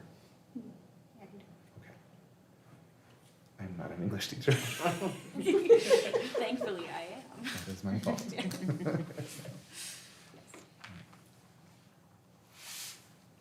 Would you like me to read kind of what I have so far, and then Could you please? Lozano and I will revise? It says, the board stands behind our decision to internally promote one of our administrators to equitably assess and resolve our financial situation with the least impact to our students. The outcome of the board's decision has equitably placed our first female ED with a doctorate and superintendent's license that has resulted in other equitable results or practices. We'll change it later. The MSA school board will do a robust review of Dr. Hinton in May and determine next steps. We request to amend the proposed renewal contract to reflect laws within hiring practices, and we'll get more details from on that one. With Grace, we ask that you see the fault in the process, that we made the best decision for MSA at this time. I would just say that asking her to change the contract in this letter conflates the issue. Like, I think that if you want to address the contract, because the contract is currently in place, the contract is not changing. Mhm. The contract that is up for negotiation is the one that we hope to be offered this, in the next month or so, or 2 months. That I think at that time, that's the time we negotiate that contract. But I think trying to negotiate that contract while you're asking for forgiveness for an error that had occurred is probably not the best time to ask for that. Thoughts? I see what you're saying. It's kinda like saying you're bad. Okay. Alright. So Lozano and I will work together to construct something a little more refined and go from there. Are we in favor of moving forward with that? I guess, all in favor of that? Yeah. Opposed? Abstain? Okay. We work on that. All right. Future board items, like we said before, self-evaluation. I will try to have that out by the end of the week for a return to me by, we said the 6th was a Sunday, so the 5th. On that, elections is coming up, so next meeting we'll have to form the election committee on that. And two, the authorizers letter on improvements. We did have a moment tonight where it was heated, so please take that time to reflect on how we got there and how to circumvent moving forward in the future. Any other board items, future board items? Just a reminder that the meeting is January 9th, Yes. I also want to. our workshop is the 9th, Okay. and meeting is the 16th, because it's quick. Yeah, it's a week turnover on that, Yeah. but we'll have, At least it's not just a week between yeah. typical board meetings. That was a quick turnaround. I feel like we were just barely finished the stuff from the last board meeting and we're already prepping for the new one. And please, any amendments or revisions of the agenda, please get those out to me as soon as possible. And any governance matters and related policies, reach out to the governance committee, which is meeting. We're meeting January 8th because of the schedule issues of January with the number of meetings and variety of things. Also, I think that the agenda, we were going to meet last week, but there were too many conflicts. We ended up having to cancel that meeting. But I believe the agenda is still out there, isn't it? Or did we take that down? Can't say that I saw it today on the website, but I wasn't intentionally looking for it. I didn't see it on the website today, but I can ask Emma to post it. It's done, so that you can start to look at what So- that, because we had an agenda for the December 5th meeting. We were gonna prep for the January meeting. Mhm. We ended up canceling the meeting because we didn't have, it was gonna end up being, I don't know, there was only myself and maybe Wendell was available or something. It was a very small number of people that were gonna be able to attend, so we canceled it. So the next meeting is January 8th, you said? Yeah. The governance committee. I'm sorry. Of the governance committee. Right, but if you're meeting on the 8th and the next meeting for the board is the 16th, you'll miss the board packet cutoff, right? No, we'll get it done, because that's a Monday, so the Oh, cutoff okay. is. Yeah, Sorry, I put the Monday's calendar Wednesday is away, cut off, yeah. Barely makes it, But- but it makes it. But I will put on the draft the items that are discussed on Right. that meeting, so that way. Yeah, I think it's the 600 and 700 policies. Yeah. Or we'll have to, 411, 807 too, might get amended back onto it, 807 if we get a response. Oh, yeah. 807 might Dr. be back Morrow. on for repeal. Correct. The group health insurance policy, we've been working with Dr. Morrow. We originally thought that was gonna end up being numbered 721.2.